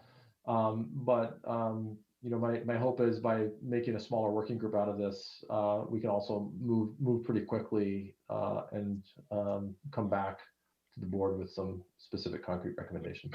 So thanks everyone for good discussion. All right, so next on the list is master plan action item update. And so Muriel, I'll go ahead and turn it over to you. And it looks like you're sharing your screen, and I'm just going to warn you guys, I'm having a lot of computer glitchiness right now. So I don't actually intend to take an awful lot of time. I think that this exercise has been really valuable to encourage folks to take a walk through the action items. I've had a few really nice conversations with folks. I think that there are some takeaways. What I will do is share the actual updates to each action item that I got with John and the group. I'll update that grid that I had more completely, and it'll be available to the public and it'll be available to the members. And I think that going through the action items each year, to the extent that we're able to, or to the extent that they are sort of urgent or important, makes an awful lot of sense. One of my chief takeaways for anybody, I don't know if anybody had a chance to look at the outline that I put together, but one of my chief takeaways maybe is for the next update committee. There's an awful lot of duplication, really, and I understand how it happens.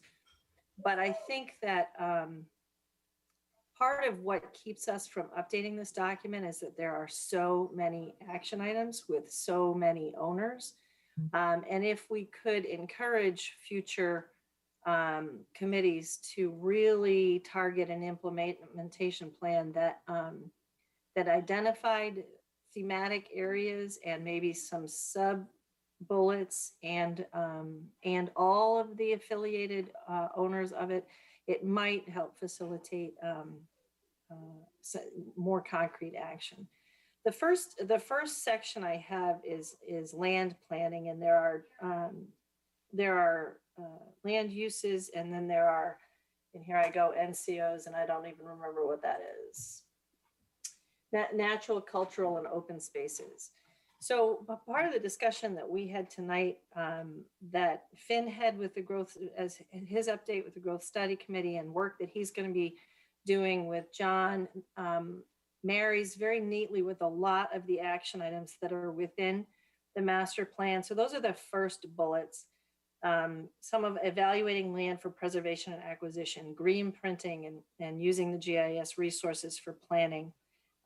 New ways to develop new ways to encourage protected open space, consider a wildlife corridor overlay, incentives for owners of large parcels to maintain their land as open space, preserve land with partners, maintaining dialogue with Chapter 61, 61A, and 61B property owners. Many of these property owners are all the same property owners in a big potentially developable spaces. So excuse me. I don't necessarily think that it's an emergency, but I think that it's worth the planning board thinking about in the future, potentially hiring a consultant to look at the ways we can more globally plan, prioritizing open spaces that we want to keep open. There's another initiative that doesn't show up in the master plan, but I'll throw it out there. Just some future road planning, like the Spine Road at Legacy Farms was a really interesting innovation. And there may be the need for some of those kinds of things. And none of us are traffic engineers, and none of us will probably do it. But to take a 5, 10, or 15-year look at development would not be a bad idea. But so I just put that on there to show that these are the ones that a lot of people look at and think about, and really are within our purview sort of most directly, but not exclusively. And it may be worth the occasional investment to really look at a 5 or 10-year lookout. There are several items that are asking the planning board to focus on different priorities. That's the items to consider adding to a planning board hearing outline. Visual impacts, rural features, minimizing site disturbance, ensuring that development around the lake is appropriate and environmentally friendly, limiting commercial creep along Main, East Main, and West Main to concentrate at Legacy Farms, the downtown area, and 495. That sort of a bit flies in the face with some of what we heard from Finn, but not really, is to just kind of consider what our priorities are. But in the planning document, it does suggest concentrating development at those intersections on Main Street, not all along Main Street. One initiative was to require developers to identify services needed for the new development that they're proposing. Another one is to encourage developers to help us place signage for parking and public trails when we're doing plans that involve preservation of trails or some trailhead parking. And then one that Jane forwarded to me, the Open Space Committee would like us to consider asking developers, when they develop property abutting town-owned open space, putting markers in to minimize encroachment. And I sort of lumped those all together as things we could consider adding to the outline as they were appropriate to particular hearings, and that would move those action items forward. When you see the update, you'll see that the Senior Center sent a pretty robust update, and good for them. They're doing some really great work. And I just highlighted a couple things here. They have done some work, and it has been a bit put on hold for the reasons of the pandemic, but they're getting back on track via Zoom.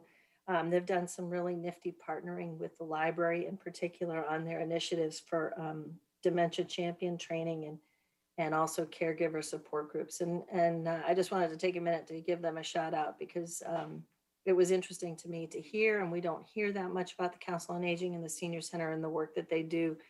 But they really do show a lot of initiative and investment in our aging population. The economic subgroup, I think, is a little bit captured in some of what we've already talked about. I guess that was one of the things that was fascinating tonight, is so much of what we talked about, this is really important to do every once in a while, was all very much mirrored in the work that we had also all been doing, taking that hard walk through the master plan and the action items there.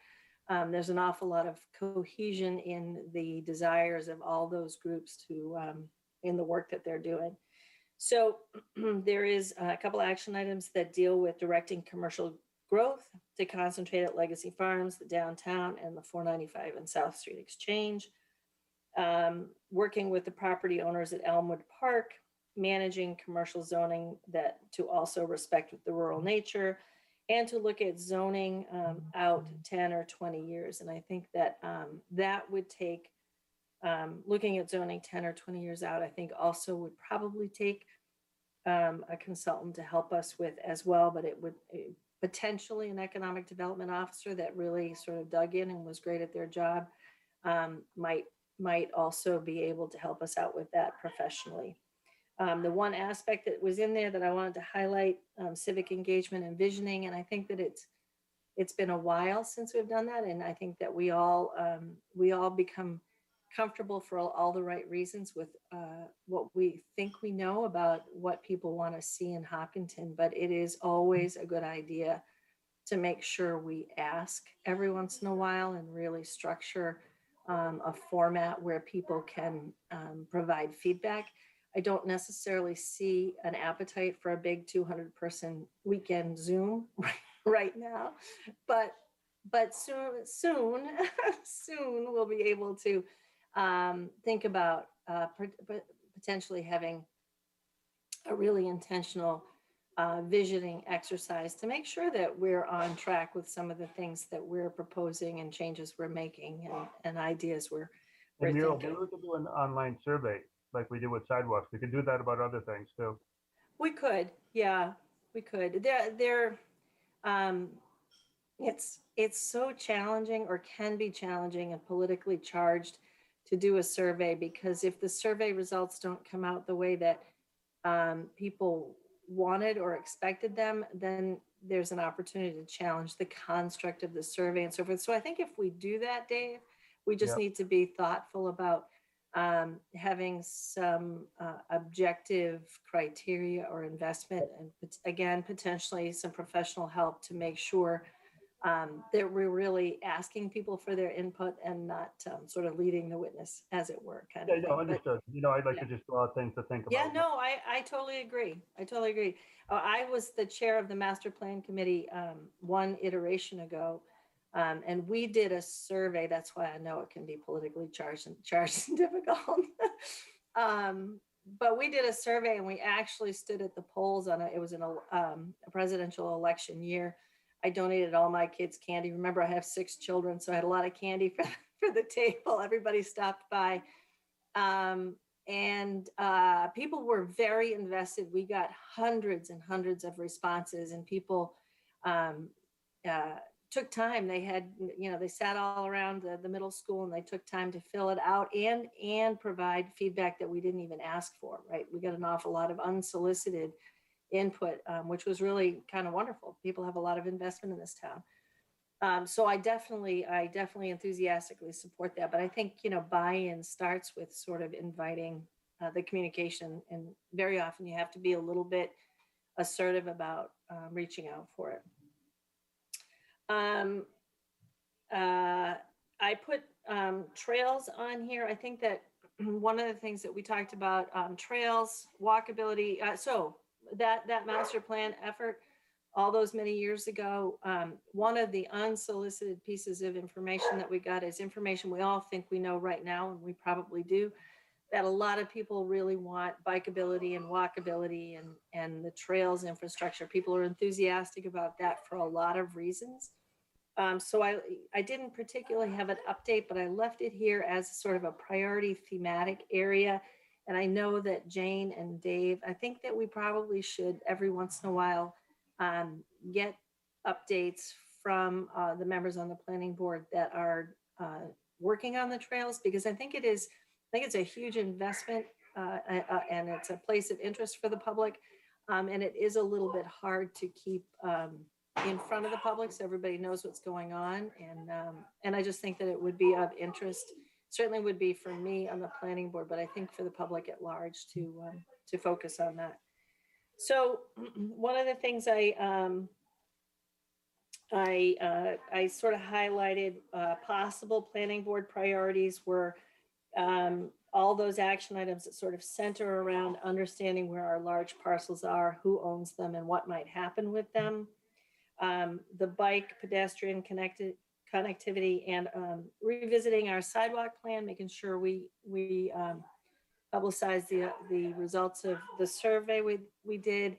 And coupled with that, this is a conversation that I actually had with Fran, and I hope I don't misrepresent, but coupling that with the fact that the sidewalk initiatives have had a hard time going forward, but I think that they actually have an awful lot of support in the town, and there's probably some space for a champion to, it's not really the DPW's job to sort of politically or champion these initiatives.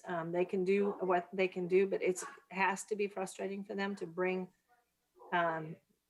sidewalk plans to town meeting and be item number 42 and not be successful. And there's a reason too, people have spent a lot of money by the time they get to those items. And I think that sidewalks can fall off the bottom of the list, but they very often are on people's lists when they want them maintained or added. So I thought it was interesting tonight. It might've been Finn who said it.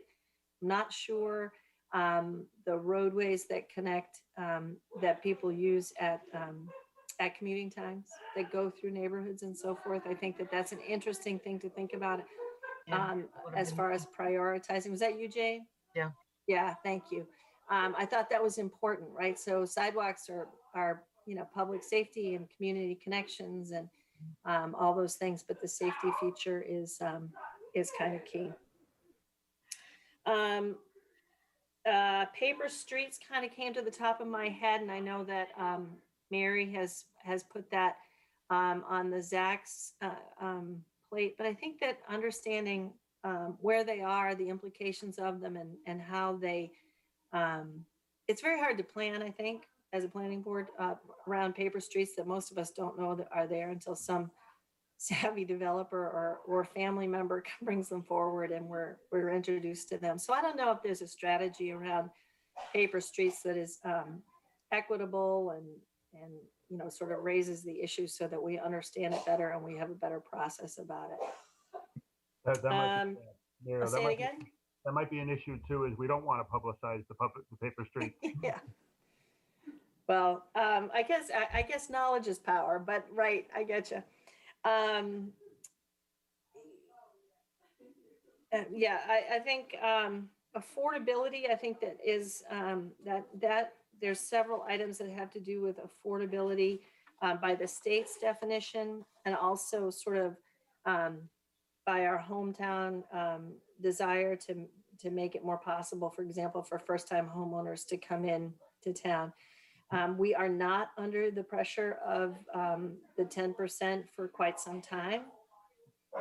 We do have some money in that account. I don't know the answer to this, but if there was a possibility of using some of that money to help develop a more proactive, productive go forward position in the issues surrounding all the issues of affordability, it might be something for the planning board to consider, at least find out with the affordable housing committee members as well, obviously in conversation, but find out what's possible. And if a small amount of that money could help us develop a strategy that moves some of these initiatives forward. So I think the only other thing that I thought was notable from a planning purpose in particular for updates was that land use planning for the Pratt property And for the Irvine Tadaro property is pretty much completed. They don't expect to do more planning for those properties at this time. And I note that while work has been done on the old center school property, it probably remains an issue for us to keep at the front of our heads that that we want to support the town and whatever activities or work that they want to see happen there rather than leave the property dormant. Oh, and I should say, Leah Battail Rafferty is here from the school committee. I lose track of people on my screen when we're sharing the screen, to give us a quick update on the one action item that is the schools, which is about projections, enrollment projections. Yeah, so thank you for having me. I'm just going to refer to a presentation that was done on capital plan for FY22, where there is a district planning study in place. So we're spending $80,000 on utilizing the enrollment projections, base guidelines, grade configurations, and discussion groups to determine a long-term strategy for enrollment growth in all the physical plans. Short term, the middle school is doing a needs assessment. So they're looking at the way sort of traffic flows through the middle school and trying to figure out ways to make it more efficient. Yeah, so that's where we currently are with long-term growth.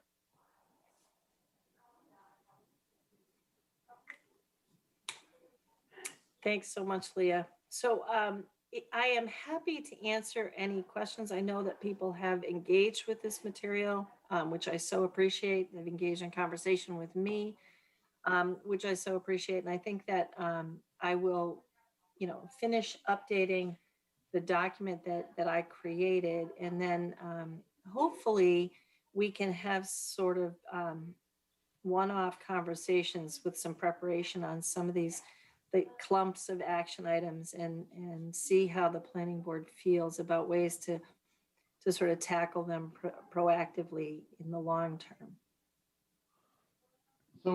So Muriel, question for you. So I just want to make sure I'm clear on this. So next steps is to kind of keep sort of working through the spreadsheet that you've created. What else do we need? I mean, I guess I'm just trying to sort of split out the things that we have to do versus the things that are nice to do versus the things that we really, really want to do. It's a really good question. And I sort of toss it out to the group a little bit. I mean, a lot of people have engaged with this, this information. I think from a pure planning perspective, it made sense that we consider, a larger effort to do some more global land planning and consider like the wildlife corridor overlay, or ask Zach to specifically consider it. But I think before we did that, some conversation about how we want to tackle all of the action items that have to do with open spaces and corridors where development might happen, where we might want it, where we might not want it.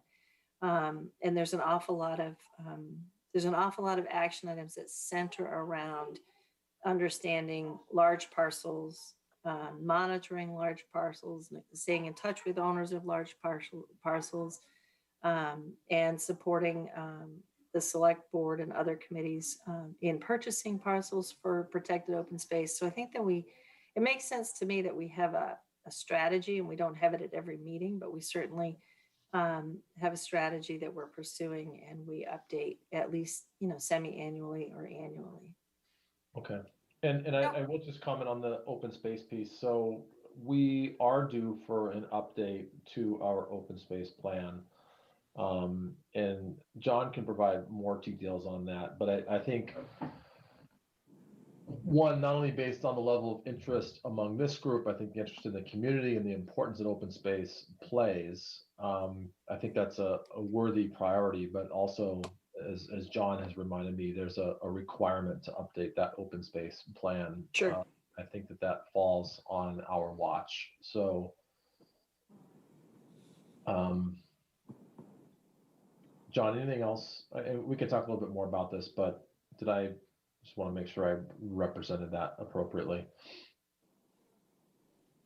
Yeah, the OSRP is something that gets updated every 5 to 7 years, depending on what it was set forth when it was drafted to last for. It's not necessarily a requirement that it gets done. It's a requirement if the town wants to apply for certain grants. So it's definitely beneficial to have in place. And I think between the conversations I've had with Growth Study Committee, with the Planning Board, and with other committees around town, I think the efforts put into the OSRP would be used, across town in terms of what properties are still available to be developed, how we get more trails around town, the habitat issue of preserving habitat in town. It kind of has a lot of purposes other than just being a check mark to get grant funding. And when was the last time it was updated, John? It was updated in 2013. Okay. So 2020 is when it expires. But there's really no, aside from not being able to apply for grants, certain grants, there's really no penalty for not having an approved OSRP. It's just a beneficial thing. Yeah, and it's certainly aligned with a lot of the interests in our community. So, I don't know, that's my take. But and then Muriel, my other question for you is, are there certain, and you mentioned a couple of them, I just want to kind of go back and look at the list, but are there certain items here that are better suited to outside services or consultants than they are to us trying to accomplish these ourselves? And I guess I'm not necessarily looking to go spend money, but I won't lie, I'm a little intimidated in some ways by the amount of work there is to do here. And so if there are things that are well suited that we can potentially collect bids on and get some outside support, and if it's deemed important to us, then that also might be something that might be worthy of a request. Yeah, I totally agree. And I tried to sort of lump it together. Like, for example, the items to consider adding to the planning board hearing outline, I think that's an easy one. I think that this planning board can consider that, right?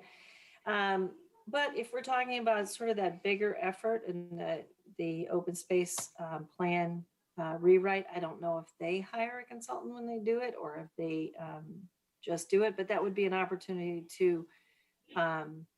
to support that effort from the planning board and make sure that a lot of these initiatives that fall into the open space broad category are at least considered and find out if there's work that we need to do differently or the open space committee is doing as part of their charge. Yeah. So, and I guess that prompts a question for me for John, but we have an open space preservation committee. We have an open space preservation plan, but who owns that? Question. The town owns it. Frankly, it's done differently in every town. So some towns planning boards undertake it. I know in Westboro, the open space committee with the conservation agent heading it up undertook it. It's different for every town. So it could be a planning board issue. It could be an open space issue with planning board associated with it. And if we did it in-house, it would likely be me or the conservation agent really doing the bulk of the work. Which was done in 2013. I think the planning staff took over that. Okay. Go ahead, Jane. Yeah, through the chair, I know that the open space right now is very actively working on their own project to identify large parcels in town and prioritizing them with the number system, and actually starting to reach out to some of these property owners. So there may be a conversation that could happen with them because you don't want to be overlapping some of these efforts. But I think that you'll see with this, some of the new members on the open space is that they're very interested in taking this on. Yeah, I think you make a great point, Joy, and that's kind of where I was going. I think the one caution, and I don't want to throw any assumptions out there, but the Open Space Preservation Committee is focused specifically on preserving open space. That may or may not be 100% aligned with the planning board's take on things. So, and again, I'm not trying to sort of stir things up, because I know that open space is important to us as a board, but you know, it's probably worth a conversation with Maury, just to sort of align and figure out. Maury's not on open Oh, space. I'm sorry. He's Alt. Is it Peter Lagoy? Nope, it's not Peter Lagoy. This is Stephen Lewandowski right it's now Steve, is okay. heading that up. He's Okay. on it with myself and Nancy Peters and Ed. So Quick related question. Who does the Open Space Committee, which board does it report to? I'm sorry, what? Which board does through the chair, which board does the Open Space Committee report to? They're appointed by the select board. Okay. Correct, but it's a commission and they're under the guidelines of the state. Oh, they're a commission, not a committee? Correct, they're a commission. Thank you. So they have very strict rules that they have to follow with the state. Okay. Also, if I could, Muriel, I want to thank you for all of this work. This is really good stuff, but I agree with you that there needs to be some follow-up and some strategy. And it could be that, you know, where we're talking about taking much less time during some of our meetings so that we can do some of this other stuff, to take a page out of Gary's previous book at the beginning of the meeting. It could be that a small working group could come up with some sort of outline and recommendations for the planning board to then report back to the planning board with some suggestions. Yeah. So Jane, I think and that's really probably the impetus of what drove my desire to have this meeting is, you know, and I my take on it, there's a lot to do here. I'm not convinced that we want to go after all of it right now, but you know, my goal is if we can identify a couple of projects that are very important to us as a board, and you know, potentially split into working groups and go after those in earnest. I'd rather do a few things really well than kind of try to move all these along together and maybe not be as comprehensive or thorough or as impactful with all of them. Through the chair, is that a good segue to switch to John's compilation list? Yes, that's exactly where I was going, Dave. I read your mind. And again, I think that Muriel already captured a lot of this in her, you know, potential planning board topics. You know, I had asked people to submit, you know, one or two ideas that the planning board could focus. And again, I think that it's important that these link back. I mean, the master plan really is our guiding document for these types of projects. And my hope is that, you know, as a group, and I think this has started to kind of come out in people's comments, but I think we're starting to see a few themes that I think likely do warrant some focus from us. So, and really quickly, I think if I were just kind of summarize these, you know, and I tried to print this out and take some notes on it, but my printer wasn't working tonight for some reason. But, you know, and can I just clarify? So John, the lines are between each person that submitted the ideas? Correct. Okay. And I don't know if I necessarily need to read through these. Everyone's seen them and they're up here. As we look at number one here, this is really about traffic and I think how we better manage traffic, and in particular, how we can improve safety as it relates to traffic.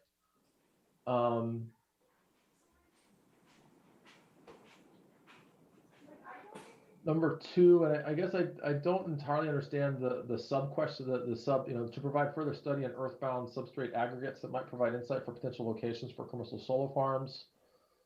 I guess I don't totally understand the next comment of ensuring future growth that provides an appropriate balance of distinct residential, commercial, institutional, and government buildings and public spaces reflecting the attractive and historic town character of Hopkinton. Is that meant to relate back to the earthbound substrate aggregates?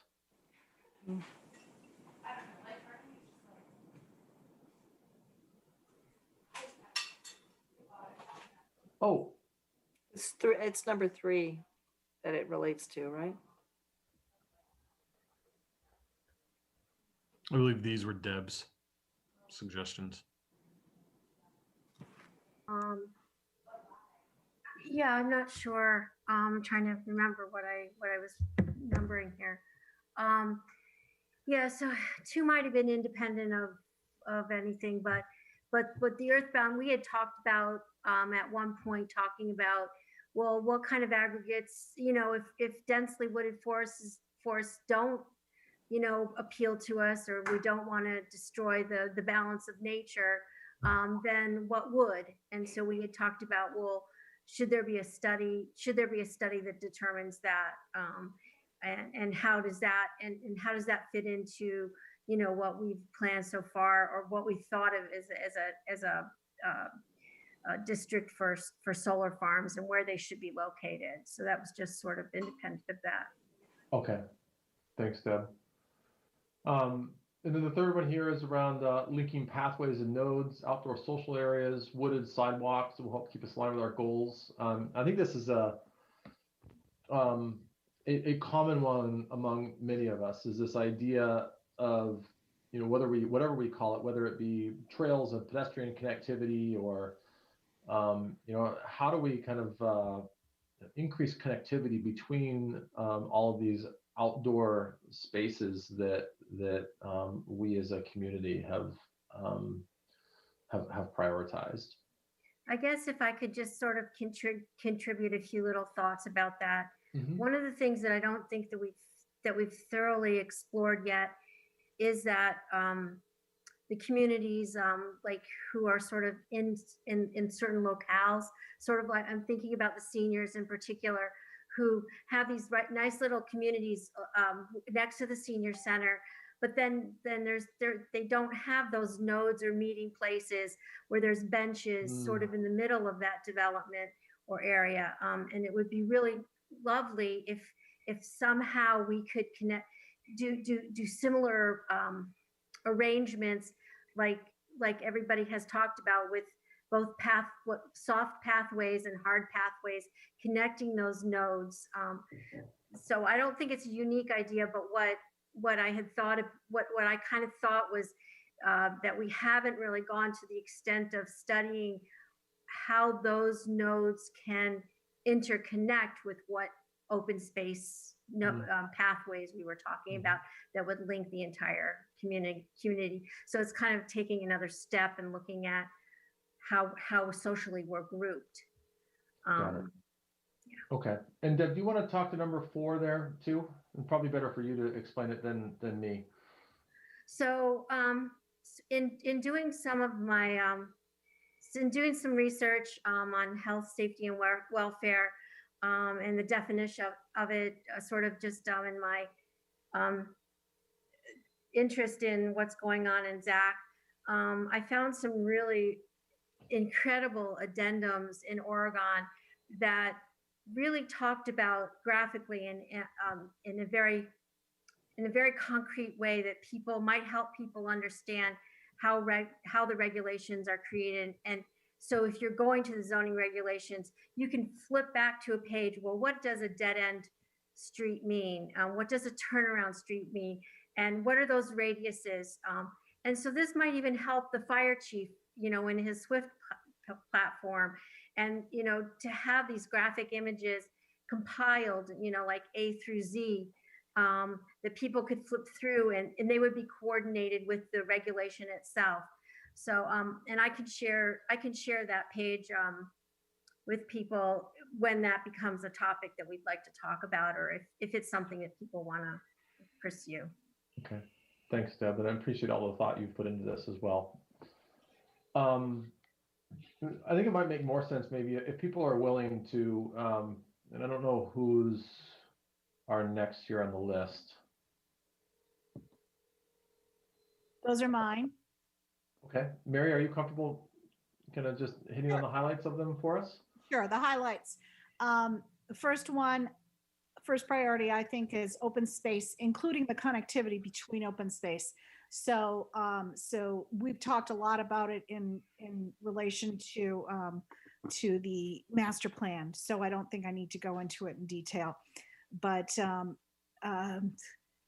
it's again, I think it would be good for us to understand education-wise what the Open Space Committee or Commission, I should say, does. And because, as Jane told us, it's a state, there's state rules and regs around that, and see if there's anything outside of that purview or not quite in that same priority that we need to fill in the gaps of from something that planning board can spearhead. And this goes along with what Zach is doing on OSLPD review in the next few months. So it's being worked on in a lot of different ways, and I think we can continue to do that multi-prong attempt at that. The second one I mentioned is walkability. And again, this came up in the discussion around the master plan. So sidewalks, safe walking and bike riding, and whatever trails that can be navigated year round, if any can be, I don't know. And I think, again, this is something, well, they both require a lot of public engagement, but probably this one more so. So, so the resources that might be required could include the required public engagement, and there's a certain limit to our ability to do so as volunteers and part-timers, and our professional staff being pretty overstretched supporting all of the committees. So that's where I would see the resource needs to support us. Thanks, Mary. The next one's here, master plan item T7, master plan item NC09. That's me, that's me, Gary. You want to quickly walk us through those, Dave? Yep. So item T7 was to create design construction standards for paper streets. So just my comment there that we've had a couple of paper streets recently, with Buckland and Leonard, and then over off of Hillcrest, and we kind of had to go through all those waivers. So there was an action item in there to kind of come up with the standards for paper streets, and maybe that's a good topic, something we can move forward with on paper streets, in my opinion. And the second one I had there, which everybody has already spoken about, is open space. Okay, thanks, Dave. The next three. Guess who those are? Real. Only because you copy me on the email. So. Okay. And I apologize. I didn't find this tonight. So can you email it to me, John? Because I'd be interested in it. My first one isn't in the master plan, and I think that it's important for us to sort of at least contemplate the national conversation that's going on for racial equity, and understanding the role that planning and zoning has played in creating the communities that we want, that are also perhaps communities that aren't as welcoming as we might now wish that they were for people from a more diverse background. So I would really like to, as a board, enter that conversation in a way that people feel comfortable with, and potentially really begin to be intentional about, and I think that this would take some professional help to strategize to make Hopkinton a more desirable place for, in particular, people of color to move and remain in, to really sort of think in terms of building a more diverse community. I also really think it's important for us to sort of potentially take a moment to understand the role that zoning and planning has played in this conversation, and just in the spirit of facing history and ourselves, just understand our story in that greater context. So I would be interested in pursuing that and really just sort of starting the conversation that is very intentional from a planning perspective about making Hopkinton a place that might possibly become truly a more diverse community. It's hard for me squinting. This next one, streamlining the zoning bylaws. Our zoning bylaws are very dense and very complex, as I don't have to tell anybody here, and very confusing. I don't recommend, if we were to do this, I think this is a long conversation. Well, it doesn't have to be a terribly long conversation, but it's a real conversation to have, to not change the bylaws in that effort, right? To not make changes beyond streamlining and clarifying and making the document more workable for applicants and residents and the Board of Appeals alike. I don't know if this has any particular, political enthusiasm. I just know that the document is very complex, and it has come up in the same ways that sort of Boston streets were laid down. It's really kind of a cow path sort of that becomes eventually paved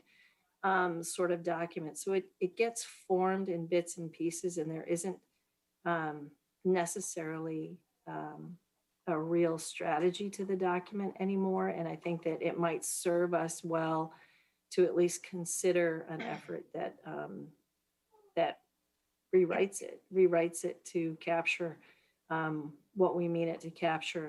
And I do think if we were to do something like that, it would be important for it to be a standalone effort and not recommend sort of substantive changes to the document in content or meaning at the same time. But it's kind of complicated. But I think that is it from a planning perspective, a very interesting idea that is probably about 50 years in the making, right? I think Through it's the time chair. to. Yeah, through the chair, Muriel, I think that's touching upon the sort of graphic imagery analysis, that it's not meant or intended to change the bylaws, but it's meant to simplify them.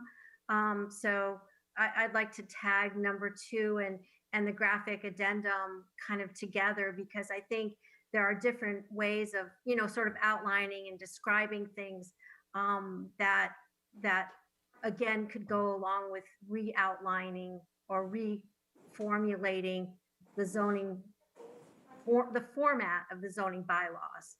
And addendum, I'm just saying, the addendum could be part of that. To the chair.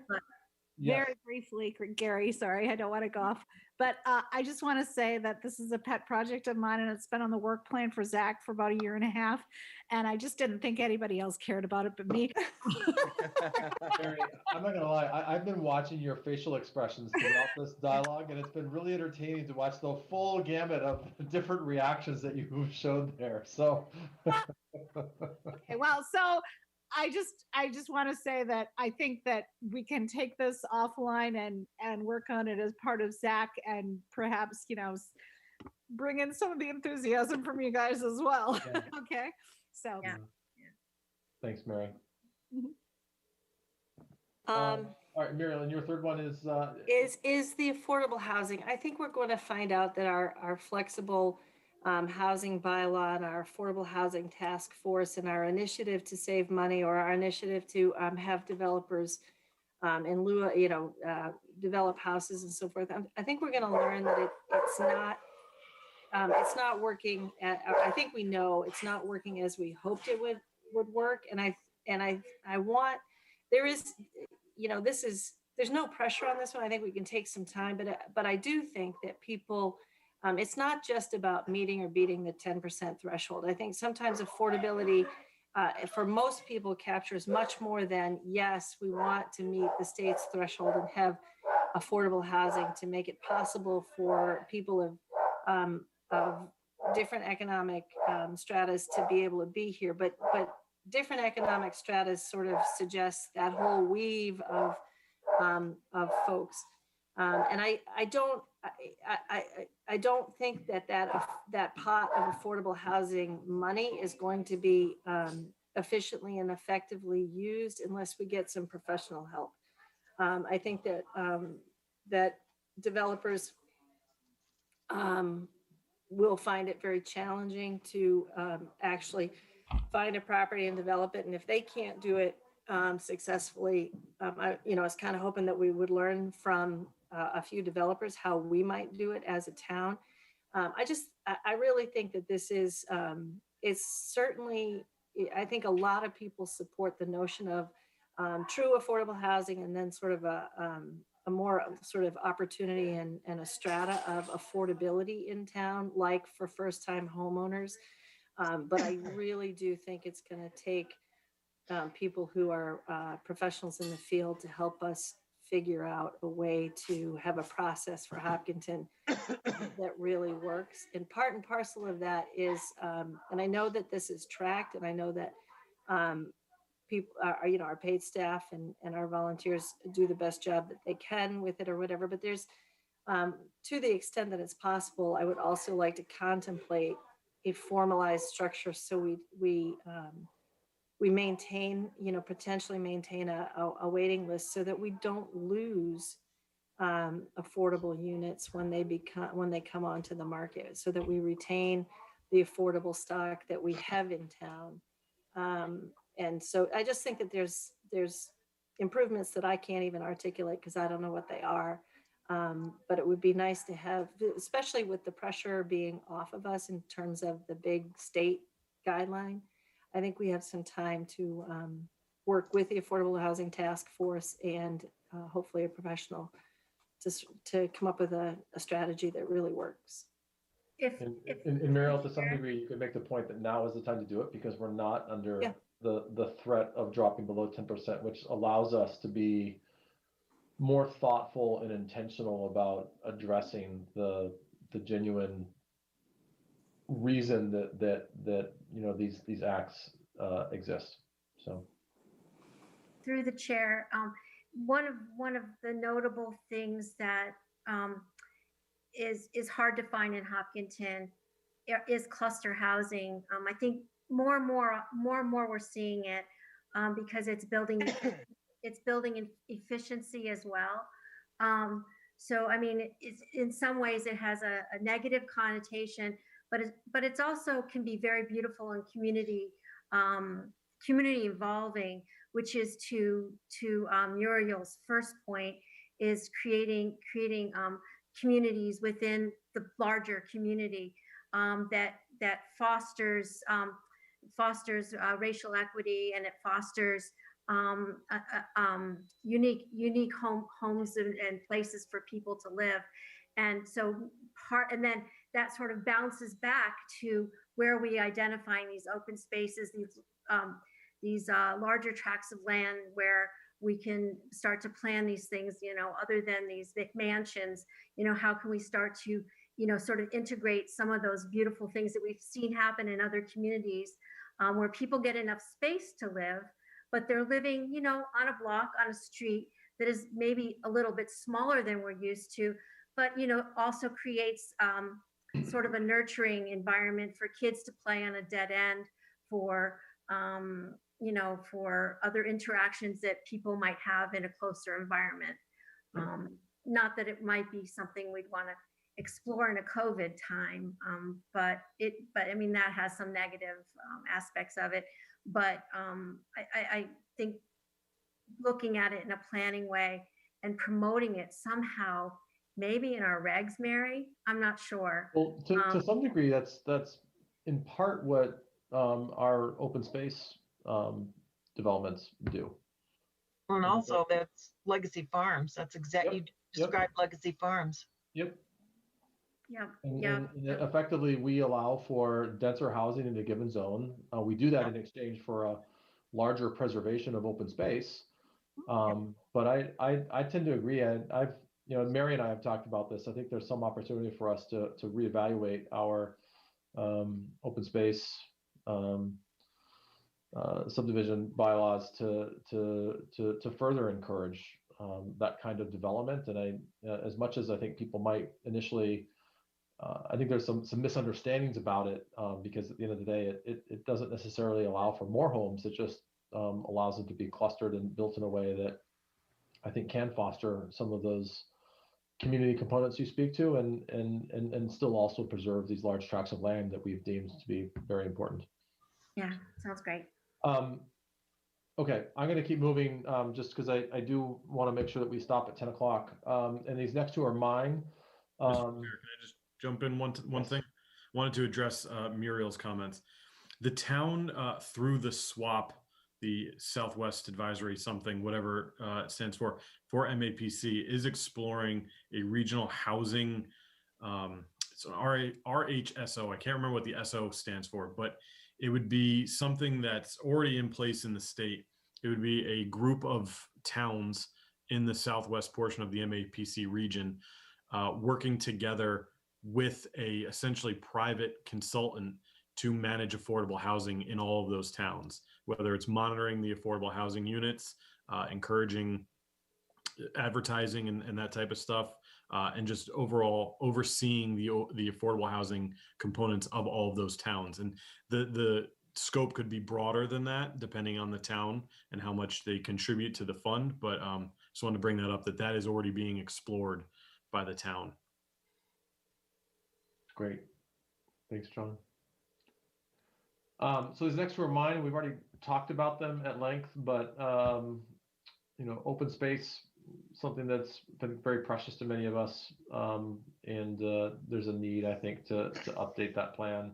The one other comment I'll make about pedestrian trail connectivity, I think one of the things I like about this is that it is, if we can develop this and start to build towards it, I think this is just a tremendous asset for the town that spans many, many demographics, ages, uses, and it supports, I think it can be just a tremendous asset for the town that a lot of people benefit from, even if it's for transportation purposes, for people that don't drive, from an environmental perspective. And, it's not going to happen overnight. But I think one of the places that we've struggled a little bit, and it's, as Jane's been on the Upper Charles Trail Committee for a long time, I think she can attest to how difficult it is to build something out like this. But at the same point, I think that having a plan and having a vision, I think can really, when we have opportunities, can really help us,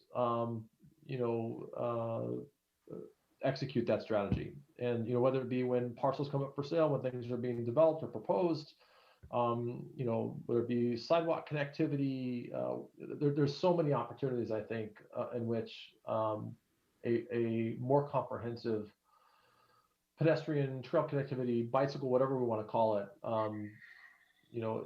having that plan, I think, can really help us make a meaningful investment in our community. So I know there's a few people that haven't spoken here, and I think, Jane, you had submitted a couple of ideas, but I just want to kind of go around and see if there are other things that people want to add, or if there's things in particular that resonate from our discussion here. Through the chair? Yes, Sundar. So I very much like Muriel's idea about revisiting the affordable housing. So I also truly feel that this is not about a checklist of achieving a 10% goal. Inclusivity and affordable housing, they all go together. So I would very much back Muriel in her efforts, and I want to be very supportive of that. Just as a complement to that goal, I think just providing the affordable housing and inclusivity is not enough. We have a railway station in terms of Southborough, just a couple of miles down. So some level of transportation service for people living in communities, who need to commute, who may not actually have a private vehicle or a car with them. So those are the kinds that I think, along with affordable housing and inclusivity, increasing transportation options for access to public transportation should be something that we should be pursuing in this forum, and at a macro level. So those are the two things I definitely want to, would be my ideas. But essentially, I'm tagging along with what Muriel has proposed here. Fran? Yeah, Gary, there's two things. As you and I had spoken about, I'm a big advocate of the trails piece, right? I know, Jane, to her credit, and her team have done a ton of work on that. I just think that's something that's long-term sustainable. So I'm not going to really say anything enlightening that hasn't already been said by the group, but that's something that could potentially outlast all of us. And really, it's leveraging some of the natural beauty and resources of the town in a way that benefits everybody. Full stop. The other one is really, it's been talked about as well, but maybe hasn't been articulated, at least on paper, if I'm scrolling through this correctly, is really looking at the economic commercial development opportunities around what I'll call South Street, Elmwood Extension area, and then also kind of offset that with downtown. With what's happening with potentially Center School, are there some things that could be done that maintain the historical perspective, but yet also try to bring in some additional or incremental type of businesses. I don't think retail is probably a four-letter word these days, but I think the restaurants, and I tend to look back at what Hudson's done and continues to do. I was just there this past week, and there's 2 or 3 or 4 new restaurants that have gone up there in the last 6 months that really seem to kind of create this downtown sense of vibrancy that I would love Hopkinton to emulate to some extent. So those are my two areas. Yeah. Thanks, Fran. Rob? Yeah, so I have a few things. I'm trying to think in real time how they fit into the planning board's charter. But as a town, some of the things that others have mentioned, I don't necessarily think a lot of people that live in town want. What people want in Hopkinton, in my opinion, is a great school system. They want their property values to remain high. Like those two things are, I would say, at the forefront of a vast majority of the town. And things that take away from anything that takes away from that is going to be a lot of pushback. So they want great schools, they want their property values to remain high, and they also don't want taxes to go up indefinitely. So what can we do from a planning board perspective? So I think a couple things we can do. The Growth Study Committee has started on this, but there's a few remaining large parcels of land and maybe some other parcels of land to provide, I think, almost sports type places, whether they're basketball courts, baseball fields, tennis courts. Holliston, they have land in Holliston that is a property that's owned by the town. That's a golf course in Pinecrest. There's things like that that I'd be very interested in the town pursuing. So number one.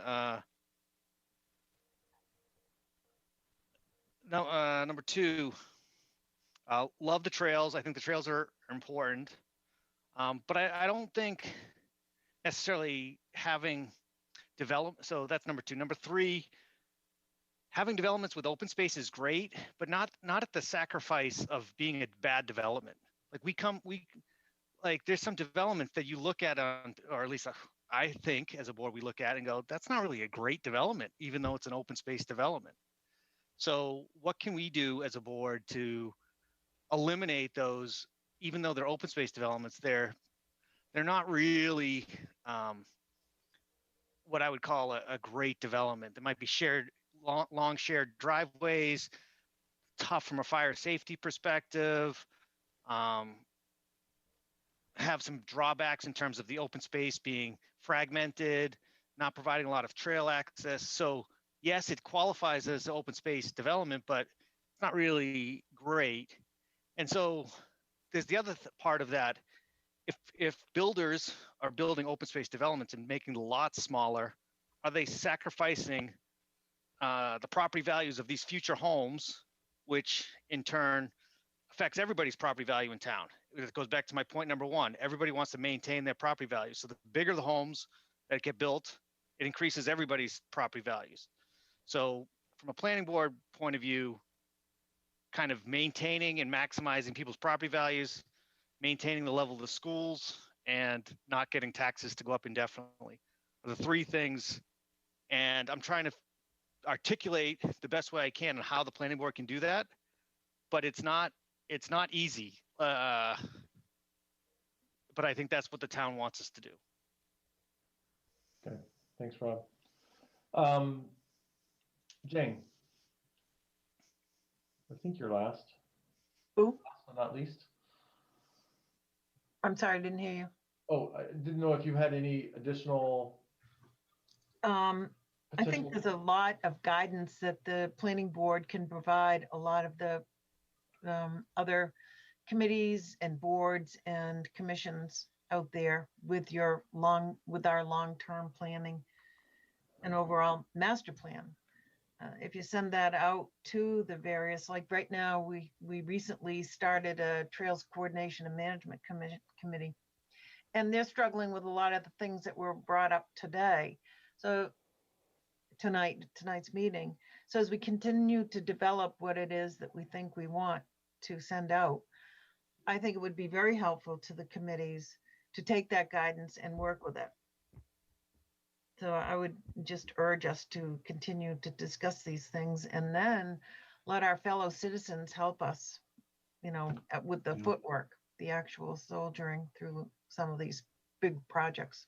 I think it's interesting, Jane, because almost all of these have some overlap with another committee. Yes. And that's one thing that I struggle a little bit with, and kind of how do we use the resources we have, and we have a lot of wonderful volunteers in this town that are that would love to take on some of these initiatives with a lot of support from the planning board. The planning board carries a lot of support, and if we provide them with guidance and direction, it would go a long ways toward making a lot of this stuff happen.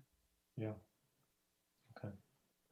So I'll just kind of summarize as I'm hearing people talk and walk through this. I've kind of split these up into kind of 5 different categories, and just kind of give my reaction and maybe have a proposal for what we might do as a board. But the first category is what I'm calling zoning bylaws, and we've already had some discussion about this. But this is paper streets. This is improving how we communicate bylaws, how we streamline them. And it sounds like that's already something that Zach has on their list. And, I think that's a great one for them to, potentially start to tackle. The second one that I see here is, around the theme of affordable housing, and maybe this is a bit of a stretch, but affordable housing / inclusiveness. And it's just, I think Sundar's kind of made that link, and they're not exactly the same, but I think there's some overlap there. And at least on the affordable housing piece, from what John's saying, is that it sounds like there's already some broader initiative in place to help us and other towns get better at it. I don't think it necessarily addresses the role that to Muriel's comment that planning plays in encouraging or historically probably discouraging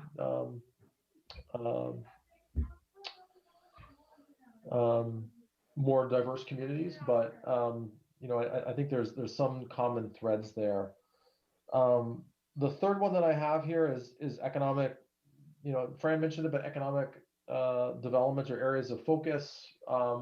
And I think to me, I think that's a great point. I also think that links back to some of the initiatives that the Growth Study Committee has. So, to me, I'm wondering if that's something that we can kind of let that committee continue to drive. I think there's still a lot of work to do there, and we kind of just touched the tip of the iceberg on, even on that topic of where does it happen and what does our master plan specify? And again, it's a fairly complicated topic, but I think that might very well fit squarely in the Growth Study Committee charge. And then the last two I have here, one is around this broader theme of open space, and it's come up multiple times in submissions, and I think we've talked a lot about it tonight. We've talked about how it's important, and maybe how we can become more proactive in how we protect it and how we use it. And I think just given the last time that open space plan was updated is 2013, I think there's a clear case for us as a planning board to update that, realistically next year. And then the last topic that I had here was again, the notion of walkability trails, connecting open spaces. And this one, I'm curious to get reaction from the group, because part of me, like me personally, it's something that I want to go after. And I think that there's a potential for a big impact on a broad set of people in town across all components of town. I think it's something we can realistically tackle, but I feel like it needs to be done in conjunction with a couple of other committees. There's a lot of overlap with open space, probably with HALT, clearly with Upper Charles and the trails, the multiple trails committees. And so I guess I'm just a little apprehensive there, because I'm not quite sure, to Jane's point, maybe we can help establish long-term direction, and then those committees can certainly weigh into it, and then really be charged with executing towards that. But is that a reasonable goal for us in 2021 to try to put together a more comprehensive trail, pedestrian, bicycle, open space connectivity plan? Fran. Gary, I very much think it is. And I think our role as a planning board maybe isn't necessarily to lead it, but it's to kind of help either move roadblocks out of the way or create bylaws and zoning that supports some of those other groups. I think that's how we can enable, maybe for lack of a better term, some of those other committees. Now, within all those other committees, and Jane probably knows this better than anybody, they all march to their own drum, so to speak. So how that's all kind of coordinated at 10,000 feet, I don't know. But I do think, each of those groups have some needs that, maybe there are some things that we can lift and move out of the way or help enable those groups to succeed, broadly speaking, at what they're trying to accomplish. Yeah, it's a good point, Fran. Well, we don't really march to our own beat. We definitely have direction from the select board. Each committee or whatever it is has a purpose and guidelines that we have to follow. And I think by the same token, the select board take their guidelines from the planning board and the overall charge and emphasis. I see this more as a leadership committee and giving guidance and letting the other committees do the legwork, the footwork, to carry out what planning board and the select board are guiding them to do. Any other thoughts? Yeah, Gary, it's Dave. Just to kind of add on what Jane and Fran are saying, I wouldn't want to have a fourth entity doing the kind of the same kind of stuff that the other three are doing, because, the upper Charles is a multi-town setup and the Halt is a private setup. And the Trails Committee that I'm part of reports to the planning board. So, like they said, how do we get things moving and aligned would be a good goal for us. Yeah. Well said. Through the chair, the one thing I don't know if we should provide guidance on as a planning board, but it always strikes me when there's an open space development that Halt is always present and would like to take kind of stewardship of open space versus the town of Hopkinton. And I don't know if there's any benefit of one versus the other. And maybe the answer there is none, but it just strikes me as something that we should have a clear charter to. Yeah, and maybe that fits in with the open space plan update, is providing some more consistent guidance for how these parcels are managed. So through you, Mr. Chair, I think that is set by statute. I think it has to be, there has to be an overseeing organization like HALT, like Sudbury Valley Trustees, like the Homeowners Association. I'm not exactly sure of the terms of the statute, but I think that's defined. So, Mr. Chair, that's only if the land is not donated to the town. Correct. Like HALT directly worked with the property owner at the old Liberty Mutual, and they went in. So it was never donated to the town. HALT went in and made their own deal before the town ever got involved.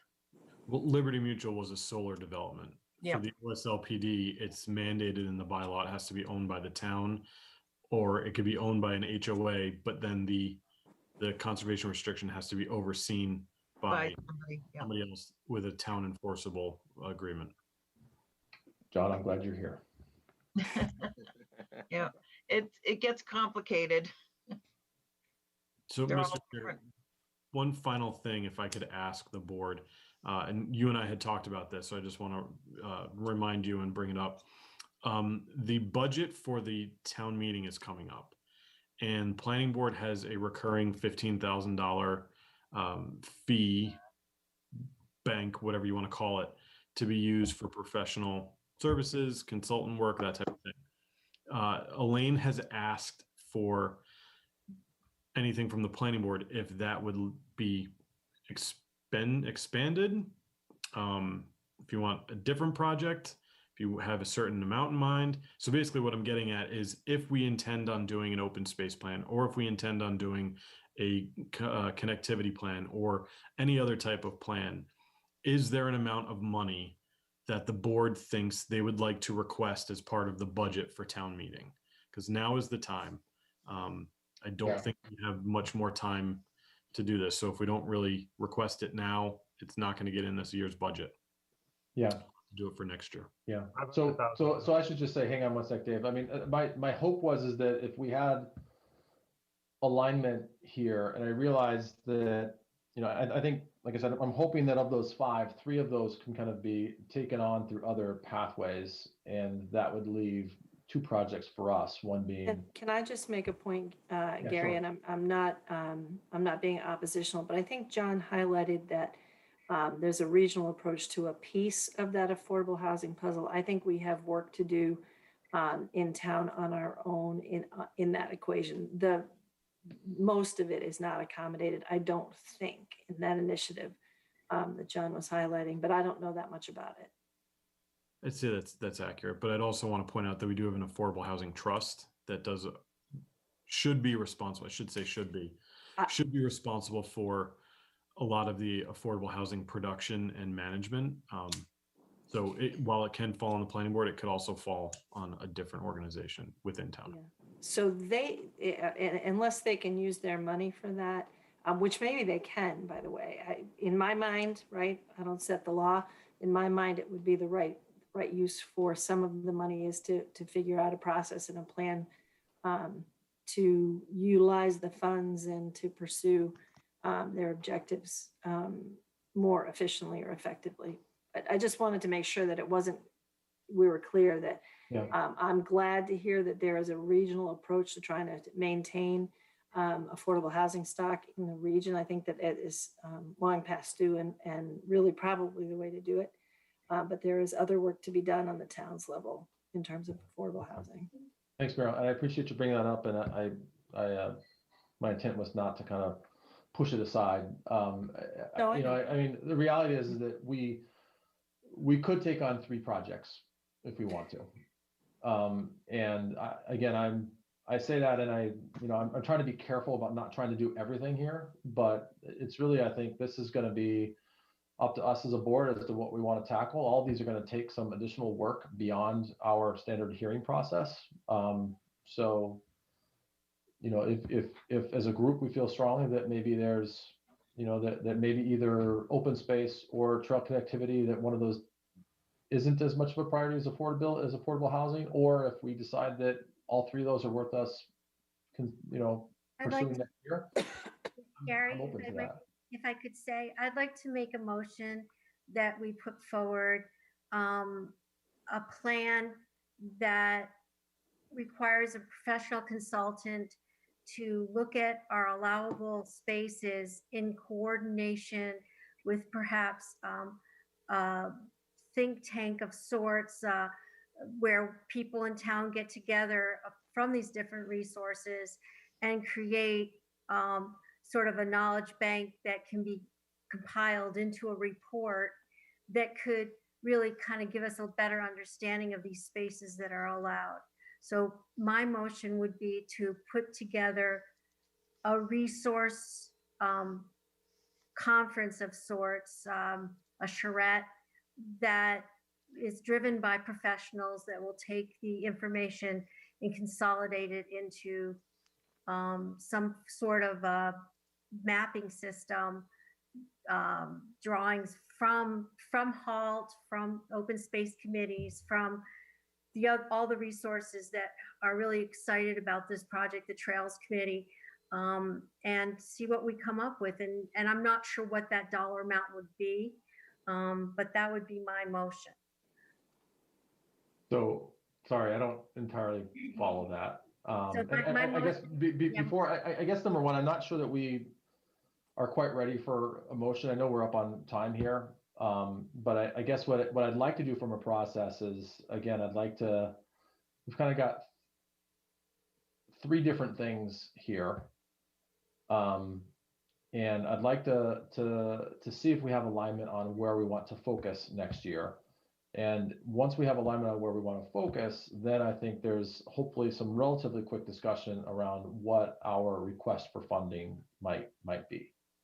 And I just want to be careful that, we can't make a request that doesn't have a fairly specific deliverable associated with it. So I just want to be careful about just kind of asking for a blank check of some kind that's not linked to some output or action for us. Well, that's what I was trying to define. Would be a meeting of sorts, a charrette of town-wide resources and professionals that was compiled by planners that would study everything that we've put together, everything that people are doing.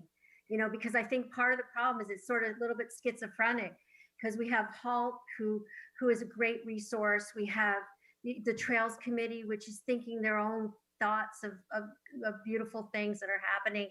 And it would be really nice to sort of put it together in a document. So my thoughts would be that could be a nicely funded little package that could really help guide us into this effort, so that we would be doing the planning elements that everybody's decided to do. Gary, if I could, I think you're all describing or talking about 2 things: connectivity and open space. And that brings us back around to the circle that yours started off on. Gary and John mentioned that there are these professional groups that can help study it. I don't know if we have to pick one or the other, or if we could combine open space with connectivity, I don't know. Yeah. Can I ask the million-dollar question? Have we spent this money before, and how? Like, do we even have any idea how much it would cost? Are you talking about the existing 15,000? Yeah.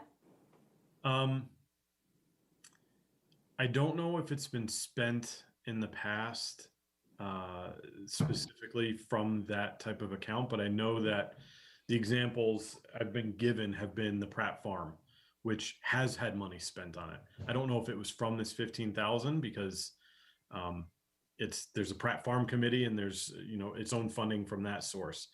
Oh yeah. But it's a land. I should have made this clear. It's not 15,000 for the planning board. It's 15,000 for land use. Okay. So that can really come from any of the committees within the land use department. And it's really like I don't want to say it's a first come, first serve type thing, but the directive that I was given was if the planning board has any projects that they would like to move forward with that would fall outside of that 15,000, if it might be more, or if they want to have it earmarked just for this type of project, that's what the request needs to be.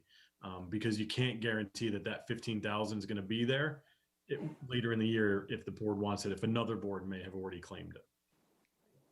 Okay. And the only other example I can think of is going back to the Upper Charles Trail Committee a while back enlisted a design school. Jane, you could probably know it better than I do, but I feel like the Upper Charles Trails Committee has used some outside resources in the past, albeit they were students or some other capacity to help with some of the lifting, with mapping this out. Right. There are a lot of different consulting groups out there, and you identify what your need was or is. You can hire them for, anywhere. I mean, I think we originally started off with a $5,000 package. Some of the other things have been more or less. Yeah. But you really have to figure out what you want to do first, and then the consulting group can come in and help you get organized. So I'm struggling a little bit here because I feel like we're a little bit premature to try and put a price on what we're asking for. So yeah, you have to know what you want first. There's two options. Option one is, we throw a big number out there with some specifics around updating open space plan and building a trails and connectivity plan. And at least that gets us a placeholder, and that gives us a little bit of time to flush this out a little further. That's option one. Option two is that we acknowledge that we're not quite there yet, and we effectively don't put forth a budget proposal for the following year. My instinct is the former rather than the latter, because at least we get something out there. These budgets are going to be refined and cut back, and there will be more detail required, but by putting a placeholder in, that gives us at least a placeholder at which we can then go begin to make our case. Fran? I would agree with that, Gary. I think you better to be in the dance than outside. And I think the other thing is, I think to Muriel and Sundar's comment, I think there could be an element of affordable housing that we could kind of potentially package in there as well. So I think you've got three projects that I think between those, I think you would be remiss if you didn't put in for some additional budget funding. Okay. Through the chair, I completely agree with both Fran and you, Gary. Okay. So, go ahead, Muriel. I'm sorry. I just want to make sure. I think it's important that we ask this year, even not just that we should do it. It's important. This is, the biggest message out of my master plan review with everybody's help is all of the action items that revolve around these issues, and that it is a town priority. And unless we try and champion it, it won't get championed. Yeah. Well said. Through the So- chair, I just have a real quick, I don't want to take a lot of time, but I was just wondering, maybe John, maybe John can maybe put, maybe we can put something together in a paragraph or two that John can sort of fish out and maybe from his, previous experience, see what a consultant would ask and the kind of peripheral questions we would come up with on a piece of paper that might define what we've been talking about. And maybe, is it possible to put a number to it, John? So for OSRPs, I did these in my previous life. You're looking for a comprehensive OSRP is going to be 50,000 or more. I don't think we need a comprehensive OSRP. I think we've got one in place. We have an update that just needs to be done. So I don't think, speaking candidly, I don't think it would be unreasonable to say we could do most of it in-house. And if we need support from a consultant to do mapping that we might not be able to do, or any other type of research or graphics or any other type of design, I don't know what that would be, that we wouldn't be able to do in-house, that would be something we could use. Other than that, I mean, I think the entire last one was done in-house. So I don't see why we couldn't do it in-house. It would just be to update what we have and then expand if needed. So I don't think a request of $10,000 or $15,000 wouldn't be able to accomplish that. So and I'll be honest, I was thinking a little bit bigger, John, because I think that while it's reasonable to update the open space plan, I think that when we start tying in connectivity, I've seen how complicated that gets just in the Upper Charles Trail Committee. And so that's where I think that we could really use a third party to help flush out options and ideas. And I think that to me, if we spend some money there, that's going to result in a much, much more actionable plan than us trying to do it internally. So OSRPs are really, I don't know the best way to explain this, regimented at the state level. You have to have certain information. I think a connectivity portion of that would be great, but it may be better to have it separate. Okay. Or maybe done side by side and referenced in the OSRP. But the OSRP is really, you need to have existing conditions, a inventory of open spaces, action items, and that type of thing. I think there could be some shared work there, but I don't necessarily know if a connectivity plan would really fit into an OSRP to the point where requesting additional funding to do both at the same time would be beneficial. Then how about if we propose, to your point, maybe it's $15,000 to support an updated OSPD, and maybe it's an additional $40,000 to support a connectivity plan for the town of Hopkinton. I think that would be reasonable. I don't know from experience how much a connectivity plan would cost. So so let's go 50. Could be done. Go big or go home. What? Yeah. Through the chair, what are the rates? Is a consultant in this space $100 an hour, $400 an hour? What does a consultant cost? It depends on who you go with. If you go with Beta, Roughly. you're looking at $100 per hour. If you go with the Conway School, which is partially students and grad school, it's a lot cheaper. If you go with some other Central Western Mass organizations, it could potentially be $60 to $70 an hour. It really does depend on who you hire. So it's not. So it's 100 or less, not 400. So okay. It shouldn't be 400. I mean, I would think the highest you're going to get is 150, and that would probably be for principals in a firm. Yeah. Okay. So through the chair, would it be reasonable, John, then would it be reasonable for you, for our home base, for your team to come up with some definitions of what we would be looking for in this plan, and then sort of fish out how, what kind of a firm we would be looking for? Would we be looking for students? Would we be looking for, a full-fledged 3 principals to work on this? or would we be looking for interns to do this? So if we began to write this up to figure out what this connectivity plan would require, maybe that's something we do in-house. Yeah, so Deb, I think that's all part of the process. I think right now it's really just a function of getting a number into the budget that makes us part of the discussion. My hope is that, again, that we establish a couple of working groups, and I think that the working groups, working with John, could start to flush that out in more detail, because it's to your point, it's not as simple as just sort of writing a check and then RFPing it and getting some people to bid on it. It's a little bit more complicated than that. So, I mean, is that, and I don't know, do we need I don't think we need a motion on this, but it sounds like is $10,000 to support OSPD,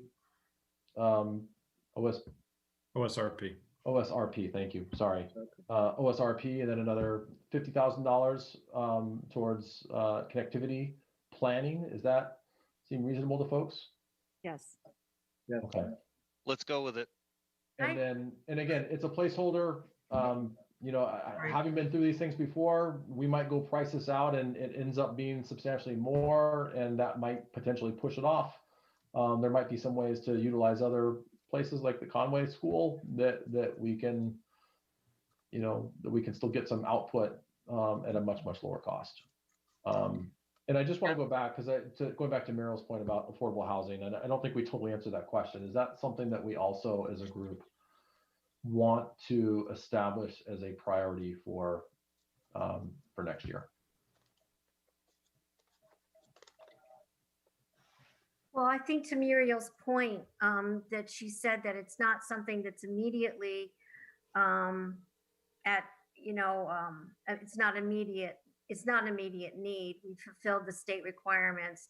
So my feeling, as much as I think it's important, really, really important, I think that it's not something that is an issue that's right on the edge of the cusp at the moment.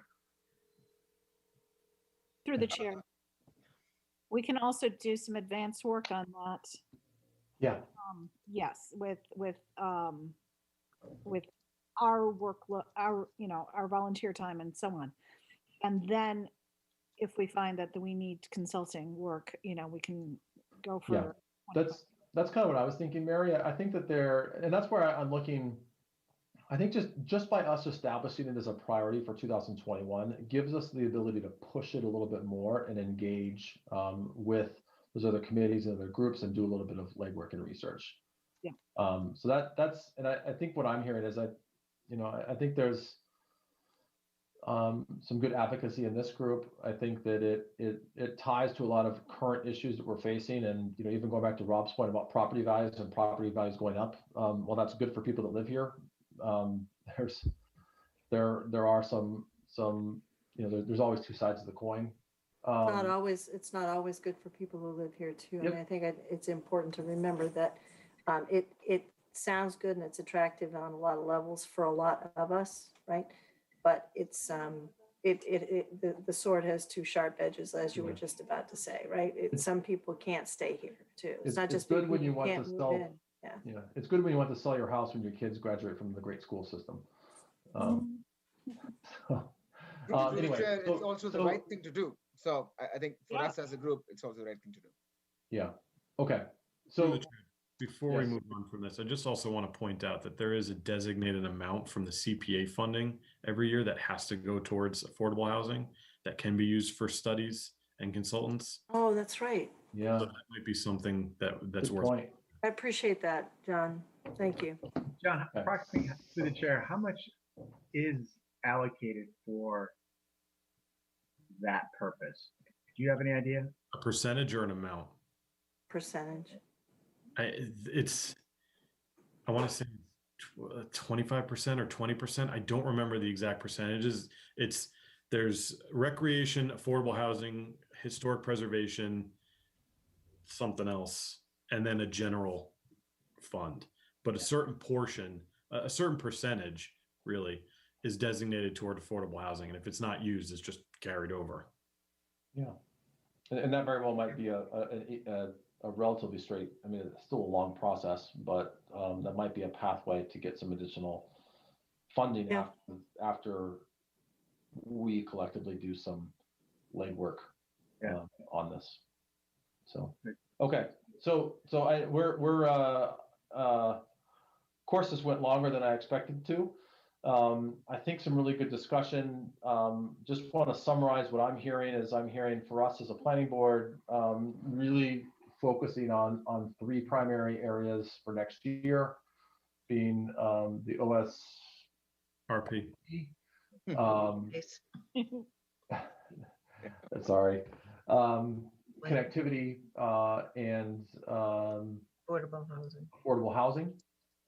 We've got a budget request of $10,000 to support the OSRP and $50,000 to support the connectivity plan.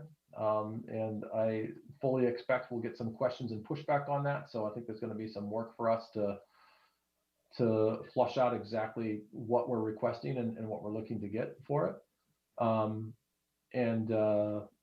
Yeah, is that, I think we're in alignment there. Does that make sense to everyone?